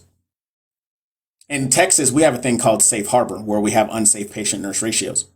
So guess what? If I have 60 patients and I'm one RN and I have two LVNs and I have one aide, it's still unsafe. Still unsafe. Bedside is physically demanding. It is. I don't know how people do it for a day. Look, I had an ICU nurse that I worked with, and she worked in ICU for 30 years. And I'm like, what? Okay. Shout out to you. I mean, she's a plethora of knowledge and she was fantastic, but it's just like, man, you know what I mean? Y'all, hey, y'all are dropping some really good questions. I appreciate all of the feedback and all of the responses. Like today's been really good. Hey, on Tuesday it was wild. I only have 40 people up in here, but I still gave those 40 people some quality knowledge, and that's what it's about. My whole thought process is giving y'all all the knowledge, and then pretty much y'all just picking up what I'm putting down, and y'all check out what I got going on. You know what I'm saying? And I appreciate everybody being here. We'll be back here on Monday. So I'm going to get off here in like 2 minutes. I stayed longer than I said I was going to stay, which always happens. But what's one last question that you guys have before I get off here? It says, my mom has been a nurse for 43 years. Hey, shout out to your mom, because I'm telling you right now, I know that body hurting. I'm a senior in high school, interested in nursing now. I'm not sure about sounds so stressful. Hey, is it snooky? Nothing in life is meant to be easy. So as a high school senior, you're going to learn that when you get into this real world called adulthood. All right. Life is going to be stressful. Even if you have a job or you have an occupation or you're an entrepreneur or whatever, there are going to be days, that are stressful. If you don't want to be stressful, you might as well just go live out in the woods. But then that's going to be stressful because you're going to have animals trying to bite your face off. You know what I'm saying? Dan says, thanks, Kevin. You are the best. I appreciate you, Dan, for being here. I appreciate everybody hitting those likes. But Snooky, I'm just keeping it all the way real with you. Like if you're a high school senior, you got a lot of life that's about to be hit with you. You're about to be hit with it. And a little bit of stress never hurt nobody. Trust and believe me, okay? Just wanted to say hi, Eminem. I appreciate you. How are you? Hi back. Thanks, Kev. You are doing so much for our community. And that's what it's about. And that's what it's about. It's not about the course. It's not about the coaching, but it's about giving back. The coaching and the course, that's the byproduct of this. You see what I'm saying? Like, I would rather come on here and you listen to me every day and you go out there and make a difference than anything, right? But the byproduct of all that is the little stuff that we got going on, right? So I appreciate all the feedback and all the love you guys are giving. I gave up on nursing, but I still watch your lives. Hey, Eminem, I don't know why you gave up on nursing. You already know. You already know what I'm gonna say, but that would take a longer conversation, right? Cassandra, you're welcome for the info. Like I said, I wish I would have known about this when I was in school, or at least attended it. And I was like, fuck it. I don't see a lot of people out here talking about it, so I'm come out here and I'm gonna talk about it, right? And the thing about it is just like I gain nothing from lying to nobody, right? You gain nothing from that. Like I'm gonna tell y'all the raw shit that happens, right? And you still have to make a decision. Do I regret? Here's the thing. I'm gonna tell you right now on camera. Do I regret being a nurse? No. You wanna know why? Because I wouldn't be here talking to y'all and telling y'all about my experiences, right? So last little plug. I appreciate you guys. Make sure you guys go over there and check my links out. 7-day NCLEX course. It's $97 for a lifetime. If you're in nursing school right now and you want a 95, and if you want an NCLEX review, that's $97 and you have it for a lifetime. Go over there and check that out. You get it for a lifetime, plus all the updates, access to the Facebook page, extra questions over there, all that stuff, right? If you want one-on-one coaching for NCLEX, and I'm actually about to start opening some stuff up for tutoring, some other tutoring, right? You guys check those links out in my bio, right? Check those links out in my, hey, on the 7-day NCLEX course as well, if you go to that website, there's a free download over there. A free download over there for test-taking strategies. If you're in nursing school, guess what? It's still helpful. Still helpful, right? So check those links out. Of course, check out my YouTube. Every one of my TikToks that you miss, they go up on YouTube. They go up on YouTube, long form, right? So you can sit there for 2 hours, listen to everything I got going on, help out, right? iPass, thanks for your help. Laney, shout out to you, Abe. Laney, right before we got off. It says, passed my cardiac exam yesterday, 140. Thank you for doing these reviews. Hey, Miss Lady, you already know the deal. You know I love doing them. I'll be back on Monday. But make sure you guys go check out the course, the coaching, all that stuff that's over there. And of course, lastly, be kind to yourself, yo. Be kind to yourself. And if you want to progress in life, you got to change your mindset. You got to change it. And I'm not just talking about nursing. This right here is a powerful fucking machine, yo. It's a powerful fucking machine. Nurture it. All right, Lainey, I'm gonna tell you right now. Before I get off here, I'm proud of you. I'm super, super proud of you for passing your exam, and I'm glad that my reviews helped you. And now, what I need for you to do is I need for you to pay it forward. I need for you to pay it forward. Take somebody under your wing when it comes to when that time comes, and I want you to mentor them. We need more fucking mentors out there, yo. We need more mentors out there. Everybody needs to stop being so fucking selfish and gatekeeping and being mean and assholes to each other, right? Unless it's warranted, but it's not most of the time. All right. So like I said, love yourself, take care of yourself. Make sure you guys like, share, follow, and make sure you guys tell everybody that I do these lives. And with that being said, y'all, I don't want to go because I'll sit on here forever, but I got videos to edit. I got stuff to put up for y'all. Y'all already know what I got to do, right? So until then, ladies and gentlemen, I will see everybody on Monday, 5:30. Happy Mom said I'm definitely buying this. And when I pass, hey, ma'am, go get it now. Stop playing games with me before that price go up. You already know better. All right. Y'all take care. Bye.